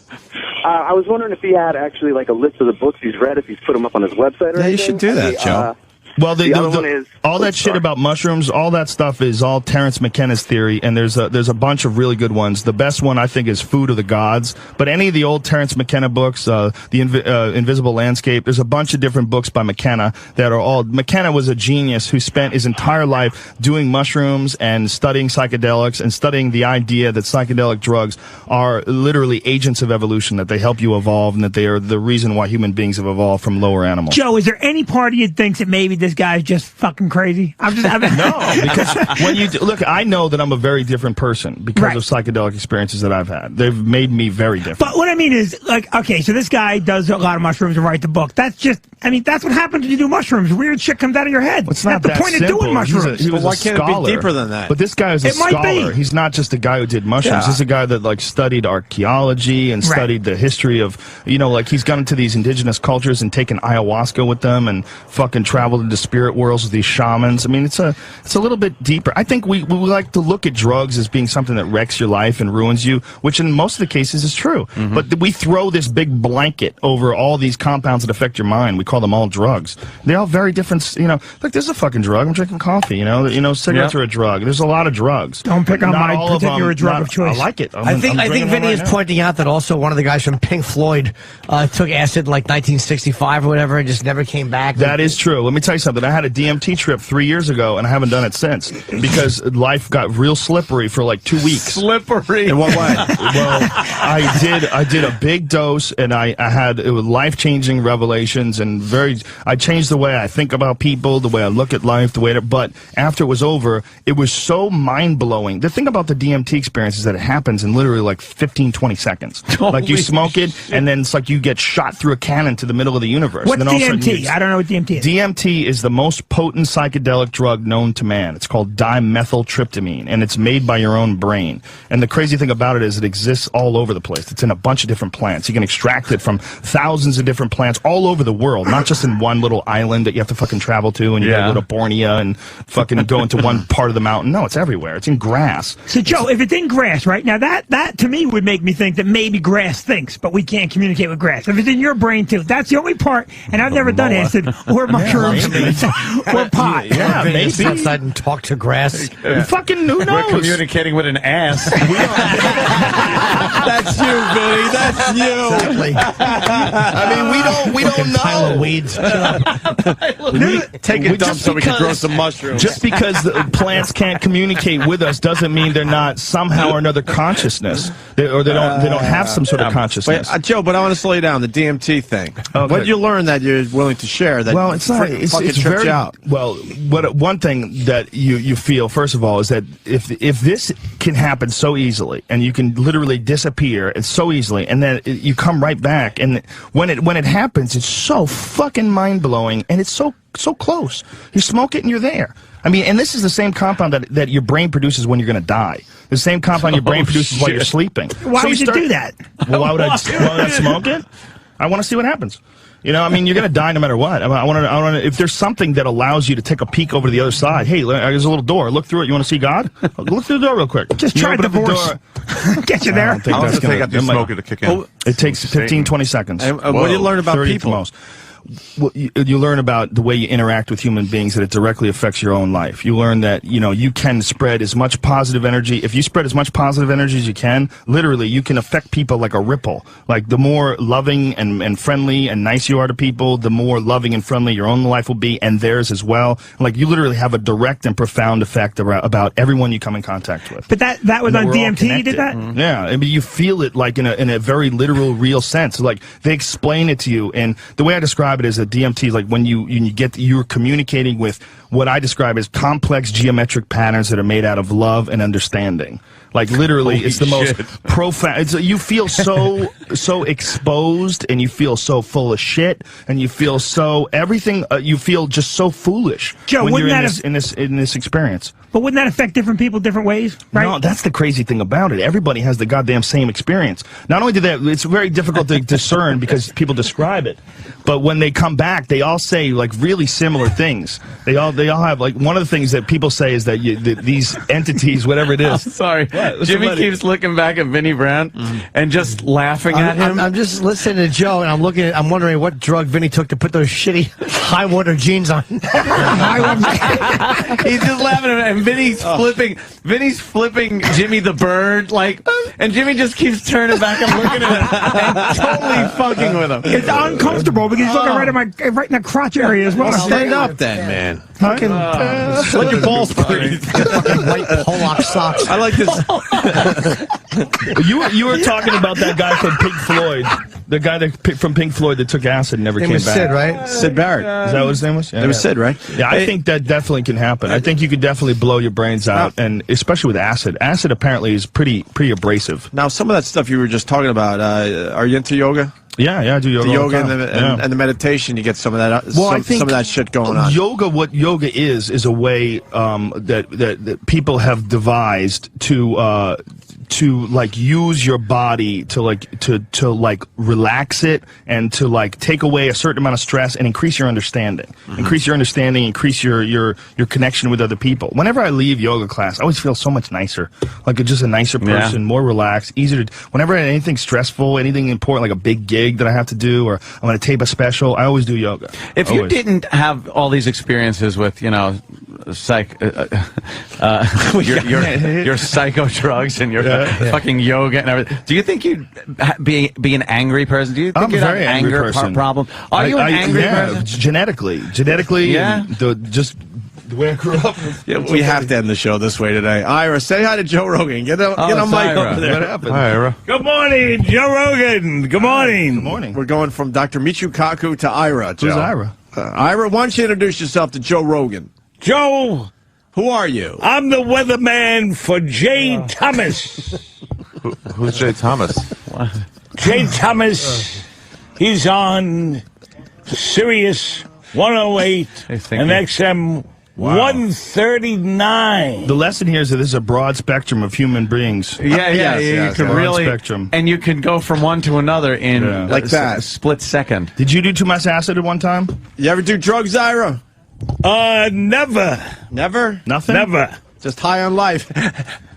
Why do you talk so slow? And loud. Break him down, Ari. Really? It's weird. Break him down, Ari. Go for it. Take him. He's yours. Take him. It's a clean kill. We'll give you a kitten next. If you want to, what's his deal? If you want to strangle a kitten, we'll let you do that too. You got any retard babies I can hit with a rock? You ever fuck a cantaloupe? Never fucked a cantaloupe. Oh, but Joe, he likes the hookers, right, Ira? Yeah. Oh, I love the hookers. If a hooker would call up right now, maybe I would go out with a hooker. You'd like a hooker right now? Oh, yes. Do you use a service, or do you get them walking the streets, or do you go online? What do you do? I meet them downtown someplace. Time machine. So you go Bobo. and get the street girls. Somewhere nice. He's just time machine Bobo. Maybe a kosher deli. Like the time machine. He's a total ass. Yeah. He's exactly like Bobo, only like if Bobo if he survives that long, Blue Oyster Cult, Don't Fear the Reaper is playing did in my not head. know nothing whatsoever. I know more than Bobo will ever know. Are you trying to be the president of the retards? No. All right. Yeah. I got it too. All right, let's go. Let's go with this. Got it? Yes, I do. Hit it. Let's play a little Don't Fear the Reaper. I don't know why, but it's all connected somehow or another. Ira, all right. I don't think you have anything I want to else. get high on mushrooms. You want to do some mushrooms today? Anything else would imply that he's done something. Well, listen. Yeah. Bobo wasn't that great. I'm greater than him. I am a legend. Who has a bigger cock, you or Bobo? Good question. I got a bigger cock. Let's see it. You want to see it? Ari wants to see it. I bet Ari's cock's bigger than yours. I bet Ari's balls are bigger than yours. You want to have for sure. You want to have a ball off with Ari? No, not right now. Oh, don't be scared. Don't be scared. I'll put $100 down if you can beat Ari. I got 200 on Ari. I'll give you 2 to 1 on the money. Here How we about go. that? Ball length. Here we go. I got. How about that? How about you put up $10? I'll put up 100. How about that? That's right. What do you think? You can win $100 if your balls are bigger than Ari's. You know, your name is my name spelled backwards. If that means anything. You're like my misaplex. Yeah. You guys are yin and yang. This is Ari and Misaplex. Dude, you get fucking brownie points for using misaplex. No shit. This was meant to happen today. Come on. Pull out your ball bag, How Ira. about this? I'll give you 100 to 1 on the money. I'll give you 100 to 1 on the money. You put up $1, and if your balls are bigger than Ari's, we will give you $100. My balls are bigger. All right, well, fucking. Right. If Ari does it first, will you feel comfortable? If he does it first, I'll do it. There you go. All right, let's get some money. Here's $100. I just need to see a $1 bill from you, sir. Oh, look at faggot Kenny peeking. You know what? I'll trust. Oh, we just found out what Kenny likes. I'll trust that you have the $dollar. Come on, open it up.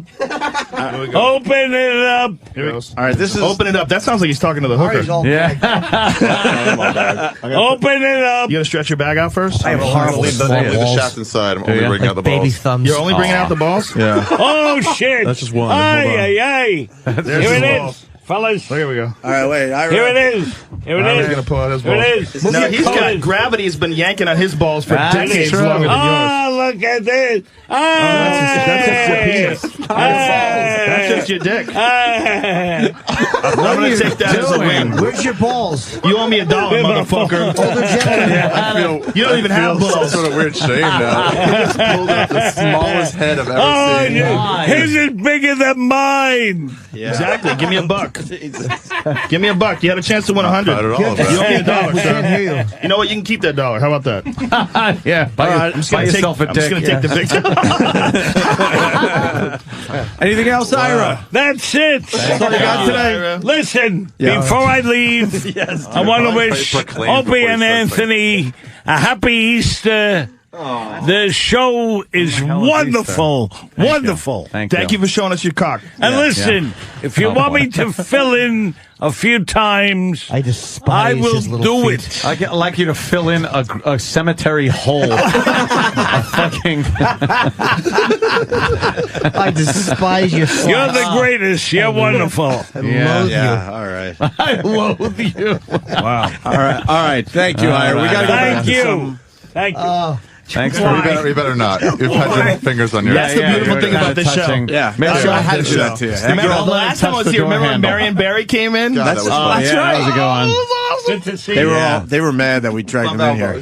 We dragged him in. We were talking about him. He came in to defend himself. It was fucking great that day. That was the best. We talked to him about crack, and he's like, "Nobody knows what went in that pipe." He is the walking reason for anti-Semitism, by the way. Ira. It is just he is every stereotype. That is a poster in 1935 Germany. Listen, I just want to tell you, you do a good job. Listen. I'm going to proclaim something. Loves the hookers, huh? Loves the hookers. Apparently he Supposedly, does. we don't even Street know. hookers. Oh yeah, he goes. Yeah, old that's school. old school. Where do you even find a street hooker these days, Jim? They're not around that much. You gotta go on the What's the most shocking thing about Hugh? A buddy of mine ran into a chick that he used to date. She was a street hooker. Really? Yeah. That would turn me on like a light. Tough life. E-Rock, what do you got? Ira's walking down the hallway and he does Jay Thomas's show with this other girl, Madison. Right. So he sees her in the hallway and he goes, "Hey, Madison." She's like, "Hi, Ira." And he goes, "I just showed my balls." He didn't even show his balls. What did he show? He doesn't know what his balls are and what his dick is. No, that was the head of his dick. All right, let's go to Paul in Pittsburgh. Paul. Not impressed either. Hey, Hey, what's going on, boys? Hi. I wanted to ask Joe, have you heard of this JWH 018? It's supposed to be a synthetic marijuana that comes in powder. Is that also called K2? Yeah, Yeah. Well, K2, K2 is like a herbal thing that's coated in that, but you can get just the straight JWH 018. Yeah, I have heard of that. You know how like that Balco thing, they were doing steroids, and what they were doing was they were making a steroid that was not recognizable in the test because it was like one molecule different or somehow or another they were engineering it. Well, they're doing the same thing with marijuana. They've made marijuana. You can smoke and it has the exact same effects as marijuana, but it won't show up in a drug test. Really? Wow. Yeah. Have you ever tried it? No, I haven't. Well, I live in California, and you can get pot everywhere there, and it's basically legal. They just put it on the ballot for November. It's going to be legalization is going to be on the ballot. And then are they going to just sell it and tax it and fucking get that's the what they state out fucking of, should have done a long They'll time have ago. to zone it though, right? You can't just buy it everywhere. They're like cigarettes. They zone it now. I mean, supposedly they're supposed to shut down a lot of these pot dispensaries because they're too close to schools and residences and all sorts of other things. Does that ever really fucking matter if things are close to a school? Maybe it does. I don't know. I don't mind as long as it's available somewhere. I don't mind. Yeah, you're right. It's just some dumb law. Well, it can't be within such and such of a school. Like, who cares? I do. I wouldn't want my fucking kid going to kindergarten and some douchebags getting baked like right next door. Well, don't get baked next door. Kids, buy your weed, but The problem with pot is the problem with society in general is 80% of the people are fucking retarded. And if you get 80% of the people high and then you go, oh, well, that's what potheads are like. But that's retards high. You can have a CVS that sells liquor like near a school, can't you? Yeah, no, that's a good point. What about booze, man? Matt, I know they were trying in Nassau County to put some law on the books that there couldn't be a gun store within a certain distance from a school or even school bus. And it's like a gun store isn't a school-like bus stop. They were trying to get this gun store shut down. And it's like, you don't buy a gun and then walk out of the gun store and just start, like shooting it up in the air like Yosemite Sam when you leave the place. That to me is just a cop-out thing that politicians use too much. You can't be close to a school. Wow. Yeah, you're going to shoot up a school. Think about how many gun ranges there are and how many gun stores there are and how little crime occurs in these places. Yeah. Not only that law is designed to stop people from buying a gun and then go shooting up a school. If you're going to shoot up a school, the distance from the gun store isn't going to stop you. I can't get all the way across town to do this. It's ridiculous. And strip clubs is another one. Now, you don't want a strip club right next door to the school, but when you say like 1,000 yards from a school, and the strip clubs are just not open during school hours. When the kids get out, maybe they could go in and see the town's not as good as the night. They get the day strippers. They got the day strippers sections. Unless you're in Vegas. In Vegas, we went to the Spearmint Rhino at 9:30 a.m. on a Thursday, and it was mobbed. Great as that. It was mobbed. We had to wait to get seated. Wow. It was crazy. Couldn't believe it. Thursday morning. It was so gross. We were driving there, and it was me and my friend Tate, and we were in the car, and like the hot sun is hitting the windshield, and I'm like, I should be asleep. This is so what retarded. Am I doing? Or at a job pathetic. somewhere. And when we got doing there, something industrious. it's ridiculously packed. Reading another theory about mescaline. You're making fun of him? Yeah. Why are you making fun of him? I don't. Joe this actually. is some good talk. Sometimes you got to expand your brain and see maybe there's some other shit out there. Joe impressed I don't think me. you like very to. Well read. I don't think you'd like to see if there's other shit out there, Vinny. No, I do like to see shit, but I don't. I don't necessarily want. Some of the shit might just be right. Listen, who knows? There's a reason why they put blinders on a horse. Okay, there's some shit they don't need to see. Just keep moving, stupid. Get on the track. Straight. Wow. Do you expand your mind? That was awesome. How to ponder that for a second. No, I don't. Yeah, Vinny's very different than Joe. I'm amazed though. I like that. I like to think it's not just this horse shit that we're looking at every day, that there might be some different looks. There's out there. a lot more. There's a lot I more. like to think that. I like to think that too, but I don't necessarily want to dig into a pile of cow shit and eat something off of it to find out. You have to. You ever get do it from my mushrooms? friend who grows it in his closet. I don't even know the difference between mushrooms and acid and. Well, I don't know. I don't either, but there's a lot of differences. Joe, what's the difference? Is a LSD is a psychedelic, right? Well, there's a bunch of psychedelics that affect your brain in different ways. There's salvia. There's the cactus, the mescaline. There's a bunch of different things that have a bunch of different. And effects. They're all different. They're all different. Yeah, it's the way people look at it is like it's like you're visiting different neighborhoods. And each one of them has a completely different feel, different vibe to it. It's like drug Epcot. Every neighborhood's got a different thing. I'll let that sit out there. Sorry. Wait, hold on. I'm doing well right up to that point. Right up to that point. Everyone was. Right there, I stepped off the We cliff. haven't had any good bombs today. That was a good one. What is this fucking drug Epcot? I didn't like that you put a B in Epcot. Thank you, Jim. I want to hear fucking Kenny be a DJ. Oh, you want to hear some of that? We are running out of show.